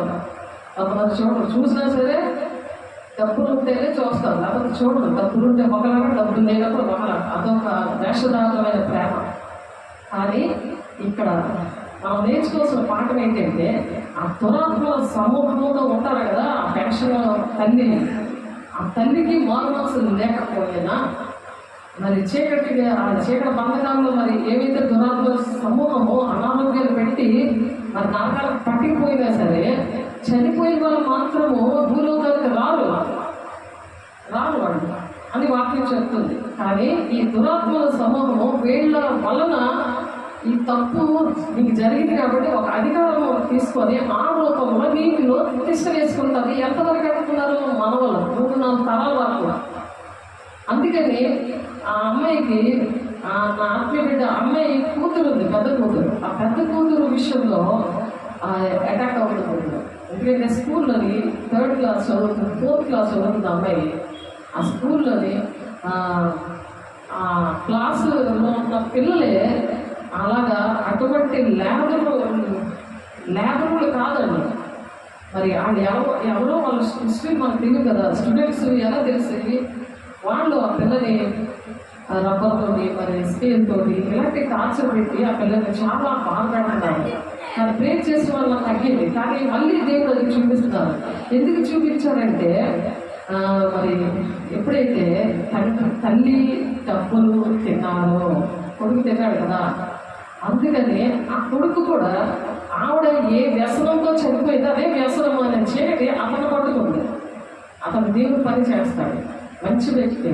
కానీ ఆ వ్యసనాలతోనే పీడించబడుతున్నాడు. మరలా తనకి మన వ్యసనం వల్ల కడుపు విపరీతమైన నొప్పి వచ్చి ఆ కడుపులోంచి బాడీలోంచి ఒక సాతాడు తిరిగేస్తున్నాడు. పేక వరకు కూడా తిరుగుతున్నాడు వాడు. అంత రోజు కూడా ఒప్పుకోలేనందువల్ల మన హృదయపూర్వకంగా దేవుడు నా కుమారుడు నా ఉద్దేశం మరొకము నా ఆజ్ఞను హృదయపూర్వకంగా అంగీకరించాలని చెప్తుంటే అవి లేకుండా నా స్వబుద్ధిని ఆధారపడుతూ మరి పూర్ణ ప్రవర్తన అంతకేందు దేవుని అధికారాన్ని ఒప్పుకోలేనందువల్ల పండి చింత నెరవేర్చకుండా మార్గాలు ఎప్పుడు భౌతికంగా కూడా మరి అవి వర్క్ అవ్వట్లేదు, ఆత్మీయంగా కూడా వర్క్ అవ్వట్లేదు. అది అంత నష్టం జరుగుతుంది. కాబట్టి తల్లిదండ్రులు మరి పాపము పిల్లల ఒడిలో పోస్తాను అని ఉంది వాక్యం. 18:32. కాబట్టి తండ్రికి వచ్చిన కడుపు నొప్పి ఇక్కడ కుమార్తెకి అదే సేమ్ కడుపు నొప్పి వచ్చేస్తుంది. తప్పి కూడా ఈరోజు వస్తుంది. తండ్రి పాపం ఏంటంటే పిల్లల ఒడిలో పడుతున్నాయి. తల్లి చక్కగా దేవుల్లో ఉంది కాబట్టి దేవుడు క్లియర్గా ఈ విషయాలన్నీ చక్కగా చూపించాడు. ఎక్కడ వరకు వచ్చింది? మనవరాలకి నాన్నమ్మ దగ్గర నుంచి మనవరాలకి 3 మనవరాల వరకు వచ్చింది. అంటే 3-4 తరాలకు తండ్రుల దోషం కుమారుల మీదకి రప్పిస్తారన్నమాట నెరవేర్పు జరిగింది. అది ఎప్పుడైతే లోపడతారో దాని నుండి దేవుడు విడుదల ఇచ్చాడు. దేవుడు ఈరోజు దేవుడికి మహిమ కలుగుగాక అలా ప్రార్థన చేసి వాడికి చెప్పినప్పుడు దేవుడు విడుదల ఇచ్చాడు. దేవుడు అందుకని భూలోకానికి వచ్చి దేవుడు పరిశుద్ధులుగా ఉండడానికి దేవుడు పిలుస్తాడు. దేవుడు పిలుచుకున్నాడు, ఆ శక్తిని ఇచ్చాడు, ఆ జ్ఞానం ఇచ్చాడు. దేవుడు నాతో మాట్లాడాడు 2 రోజుల క్రితం 2:30కి నాతో మాట్లాడాడు. ఇందాక చెప్పాను కదా, 1 కొరింథీ 1:24 ఆయన యూదులకు ఆటంకంగాను అన్ని జనులకు వెరుతలుగాను ఉన్నాడు. అలాగే నేను ఉన్నాను.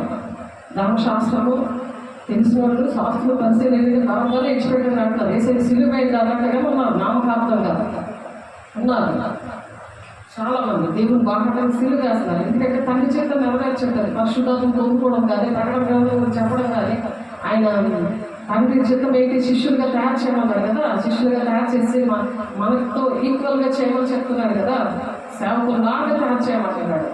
శిష్యులు ఇంకొక శిష్యులు అలాగలాగా శిష్యులు అందరూ కూడా ఆత్మీయ పిల్లల్ని మనలా తయారు చేయాలి. వాళ్ళే వచ్చి కొంతమందిని తయారు చేస్తారు. అలాగా దేవుని పిల్లల్ని మీద అధికారము ఇచ్చాడు దేవుడు. అధికారం 1:26-28 వచనాలు చదివితే మొత్తం 10 ఆయన అధికారం ఇచ్చాడు. మళ్ళా ఇంకా ఏమాట చెప్పాడు, ఇర్మియా గ్రంథంలో అలాగే విడుదల వచ్చింది. నాకు ఆ జ్ఞానం ఇచ్చాడు. ముందుగా జరగబోయే సంగతులు నాకు బయలుపరిచారు. బయలుపరిచి నీలో ఈ శక్తి ఉంది, నేను పిలిచాడు కదా, నీలో ఈ శక్తి ఉంది, నీలో ఈ జ్ఞానం ఉంది. ఆ జ్ఞానంతో మరి దేవుడు ఇల్లు కట్టడానికి దేవుడు సహాయం చేశాడు. దేవుడికి మహిమ కలుగుగాక. భూమి గంతంలో పరిశుద్ధాత్మ దేవుడు మీ మీదకి వచ్చి ఒక శక్తివంతులు అవుతాడు. భూమి గంతంలో సాక్షిగా నిలబెట్టాడు. అపోస్తలుల 1:8 ప్రకారం. ఇప్పుడు ఇర్మియా గ్రంథంలో కూడా ఆ మాట ఉంది. చూడండి, అదొక మాట చదువుకొని ముగించేద్దాం. ఇర్మియా గ్రంథము 1వ అధ్యాయము, ఇర్మియా గ్రంథం 1వ అధ్యాయము 9-10 వచనాలు. అప్పుడు యెహోవా చెయ్యి చాపి నా నోరు ముట్టి ఇలాగే సెలవిచ్చాను, ఇదిగో నేను నీ నోటి నా మాటలు ఉంచి ఉన్నాను. ఏం చెప్పారు? యెహోవా దేవుడు వచ్చి చెయ్యి చాపి నా నోరు ముట్టి, పాటలు పాడుకున్నాము, నా చేయి పట్టుకున్నాడు దేవుడు. ఆ చెయ్యి చాపాడు, ఆ నోరును ముట్టాడు. ఆ నోరును ముట్టి ఆయన సెలవిచ్చాడంటే, నేను నీ నోట నా మాటలు ఉంచాను. దేవుడు మాటలే వస్తాయి, ఇంకో మాటలు రావు. మన నోట్లో ఏ మాటలు రావాలి? దేవుడు మాటలు వచ్చినప్పుడు సాధారణ పరిగెడతాడు. 3-4 తరాలు తండ్రులు దోషం కుమారులు దానికి వస్తున్న శాపాన్ని దేవుడు విరగొట్టాడు. దేవుడు మహిమ కలుగుగాక. ఎలా విరగొట్టాడు? 10వ వచనంలో ఉంది. తెల్లగించుటకును, విరగొట్టుటకును, నశింపచేయుటకును, పడద్రోయుటకును, కట్టుటకును, నాటుటకును నేను ఈ జనముల మీదను రాజ్యముల మీదను నేను నియమించాను అని మాట్లాడండి. దేవుడికి మహిమ కలుగుగాక. ఆత్మీయ బిడ్డలే కాదు, కుటుంబాలే కాదు, దేవుని రాజ్యం అంటే మన దేశాన్ని కట్టడానికి కూడా దేవుడు అలా విరగొట్టాడు. సాతాన్ని చొరబడకుండా మన దేశానికి మనకి సంపూర్ణమైన భక్తి, మాన్యతైన భక్తి కలిగి ఉంది. ప్రార్థన చేయండి. మీ నెమ్మదిగా సుఖంగా బ్రతకాలంటే దేవుని యొక్క వాక్యము దేవుడి నోటిని తాకాలి. మనుషులు తాకడం కాదు, నీ నోటిని అంత జాగ్రత్తగా అబద్ధం ఆడకుండా, బూతులు ఆడకుండా, చెత్త చెదాలు నోట్లో వేసుకోకుండా పరిశుభ్రంగా. కొంతమంది బ్రష్ చేయకుండానే టీ తాగేస్తుంటారు. వాక్యం మాత్రం అవసరం లేదు. లెక్కగా వాక్యం గుర్తు చేసుకున్నాను. దేవాన్ని ఖర్చు కాకుదంతా నన్ను ఏ దుష్టుడు నన్ను ముట్టకుండా నన్ను అలా కాపాడుకుని వచ్చావయ్యా, నీకు వందనాలు రోజు వచ్చి మాట్లాడరాదు. ఆ బతుకులు ఎంతమంది ఇవన్నీ సాధనకు సంబంధించింది. కృతజ్ఞత లేకపోవడము, దేవుని మీద ప్రేమ లేకపోవడము, దేవుని సేవకులు అంటే చిరాకు పడటము, ఆ మాటలు వినకపోవడము, దేవుని వాక్యం వినకపోతే ఇవన్నీ లైఫ్ వస్తాయి. అక్కడ ఉండలేకుండా నేను తరవడం, తర్వాత లాస్ట్ తర్వాత నీ పని అంతే. మరి ఇంకా మరి ఆ పొందపదిలో గురికి తేలుతూ ఉన్నప్పుడు మరి దేవుడు నిజంగా బాగు చేయలేడు. అలా ఉండలేదు చాలా మంది. దేవుడు వాళ్ళకి ఇచ్చిపెట్టుకున్నాడు కూడా. అపవిత్రులుగా ఉండలేమో, పరిశుద్ధులుగానే ఉండలేమో. వారి క్రియలు చెప్పండి, నేను జీవితం సిద్ధపరచాను అని ప్రకటన 2వ అధ్యాయంలో. వాక్యము భయం వస్తుంది. అందుకే భయముతోనూ వణుకుతోనే నీ రక్షణ ఆ విధంగా కాపాడుకోవాలి. పరిశుద్ధాన్ని పొందుకున్న వాళ్ళు నా దీపాలను ఆర్పేసుకుంటున్నారు. అలాగా చేతులారా ఆర్పుకుంటున్నారు. వాళ్ళ చేతులతోనే అలా ఆర్పుకుంటున్నారు. వాక్యాన్ని ఇష్టపడకుండా, సేవలను ఇష్టపడకుండా సేవకులు పరిచయం చేస్తే ఇష్టంగా చేయకుండా వాళ్ళతో మాట్లాడినప్పుడు అలా శాస్త్రులు పరిచయం అలాగే మాట్లాడారు. వేసేది సిలువ వేసేసారు. అలాగా అది సిలువ వేసారు. వాళ్ళు పక్కనే ఉన్నారు. ఇస్కరియోతు దేవుడు అలా పక్కన ఉండి బలరాజు తీసుకున్నాడు. వాడు శాతం దూరిపోయింది. వాడు వెళ్ళి అమ్మేశాడు. దేవుడు అలా గమనిస్తున్నారు. మీ సేవకులతో మీరు ఎలా ఉంటున్నారు, సంఘం విషయంలో ఎలా బాధ్యత వహిస్తున్నారు, వేసే శరీరంలో అవయవాలు మనందరం కూడా ప్రతి ఒక్కరికి దేవుడు అడుగుతారు. ధవల సింహాసనం దగ్గర నీతి వాస్తవం ఫస్ట్ అన్ని చెప్పిందే మీకు. ఫస్ట్ ఎవరైతే సిద్ధపడుతున్నారో వాళ్ళు వెళ్ళిపోతారు. ఆ శ్రమ దినాల్లో ఇవన్నీ గుర్తుకు వస్తాయి. సేవ దగ్గర ఉంటే ఇప్పుడే గుర్తు వస్తాయి. లేకపోతే దూరంగా ఉన్నారనుకో సాధారణ అసలు దూరంగా పెడతాడు, మాట్లాడినప్పుడు టైమే వచ్చాడు. వాక్యం మరి మీ ఇంటి లోపలికి వస్తున్నా బెదిరేయకూడదు. ఏదో ఆ పైకి చూసేసి ఊరుకుంటారు. రెస్పాండ్ అవుతే వెంటనే సేవకులతో మాట్లాడతారు. వెంటనే వాళ్ళు కలుసుకోవడానికి ఇష్టపడతారు. అతి కృపదేవుడు ప్రతి ఒక్కరికి అనుగ్రహించిన కాక ఆమేన్. ప్రార్థన చేసుకున్నాము. పరిశుద్ధాత్ముడా నీకు వందనాలు. మహిమగల దేవా మీరు చేసిన అద్భుత కార్యాలు, మహత్కార్యాలు, సూచక్రియలు మా జీవితాల్లో ప్రభా మీరు జరిగిస్తున్నారు. మా దేశాన్ని కాపాడడానికి, మా కుటుంబాల సంఘాన్ని కాపాడడానికి గొప్ప కార్యాలు చేశారయ్యా. ఈ దినాన్ని వందనాలయ్యా. మహిమగల దేవా శక్తుల దుష్టుడి నాయన 16 ప్రకారం కాళ్ళ కింద చిదగొట్టవయ్యా. నీకు వందనాలు. మహిమగల దేవా అభిషక్తుగా ఏ పనులు చేస్తున్నా సరే ప్రతి ఒక్క బిడ్డ కూడా నేను ఇంటి విధంగా నడవాలని మీరు చేసి చూపించిన భూలోకంలో ప్రభు ప్రాణం పెట్టి ప్రభు గర్జించిన సింహంలాగా అయ్యా మీరు రాబోతున్నారు. పునరుద్ధారుడై ఉన్నాడు. మీరు పునరుద్ధార శక్తులు మాకు ఇచ్చి మీరు వెళ్ళారు. దేవుని యొక్క అభిషేకాన్ని అగ్నిజ్వాలన్నమాట ఆత్మతో మమ్మల్ని నింపి మీరు వెళ్ళారు ప్రభావం తండ్రి. యుగాలు మీతో ఉండడానికి నేను మమ్మల్ని సిద్ధపరుస్తున్నారు. మీకు వందనాలు స్తోత్రాలు. ఇతను అనేక మంది నశించిపోతుందిగా వారి విషయంలో ప్రభు మీరు నాయన దయ చూపించి నడిపించి మహిమ ఘనత ప్రభావం పొందుకుంటుంది. సాక్షిగా నిలబెట్టుకుంటున్నందుకు నాయన శుక్రవారం ఆరాధనలో మేము సాక్షిగా ఉండడానికి మీరే మమ్మల్ని దీవించి ఆశీర్వదించి ప్రతి ఒక్క బిడ్డల చేతులెత్తి ప్రమాణం చేసి క్షమించమని అడిగిన ప్రతి ఒక్క బిడ్డల్ని కూడా మీరు దీవించి ఆశీర్వదిస్తున్నారు. నీ ఆత్మతో నింపి ప్రభు ఇంకొకసారి వాక్యాలు విరుద్ధంగా మాట్లాడకుండా సేవకుల మీద తిరుగుబడి చేయకుండా వాళ్ళకి దూరంగా పారిపోతుందని చెప్తున్న దురాత్మ శక్తులారా యేసునామములో కాలిపోవులు కాక. పరిశుద్ధాత్ముడా అయా మీరే అధ్యక్షుల నుంచి ఆది నుంచి అంత వరకు నీ కంచె కాపుదంతో జక్రియ 9:8 ప్రకారం మమ్మల్ని దీవించినందుకు అయా 20, 17, 16 ప్రకారం మమ్మల్ని ఆశీర్వదించినందుకు ప్రతి వాగ్దానం పట్ల నెరవేర్చి మీరే మహిమ ఘనత ప్రభావాలు పొందుకుంటున్నందుకు వందనాలు స్తోత్రాలు చెల్లిస్తారు. పరిశుద్ధ నామములో బ్రతిమలాడి వేడుకుంటున్నాము తండ్రి. ఆమేన్. ప్రతి ఒక్క దీవెన కుమారుని యొక్క పరిశుద్ధాత్మిక నిత్య సహవాసం సదాకాలము తోడైంది నడిపించును గాక. ఆమేన్. దేవుడు మమ్మల్ని దీవించును గాక, ఆశీర్వదించును గాక. God bless you. దేవుడు మహిమ కలుగును గాక.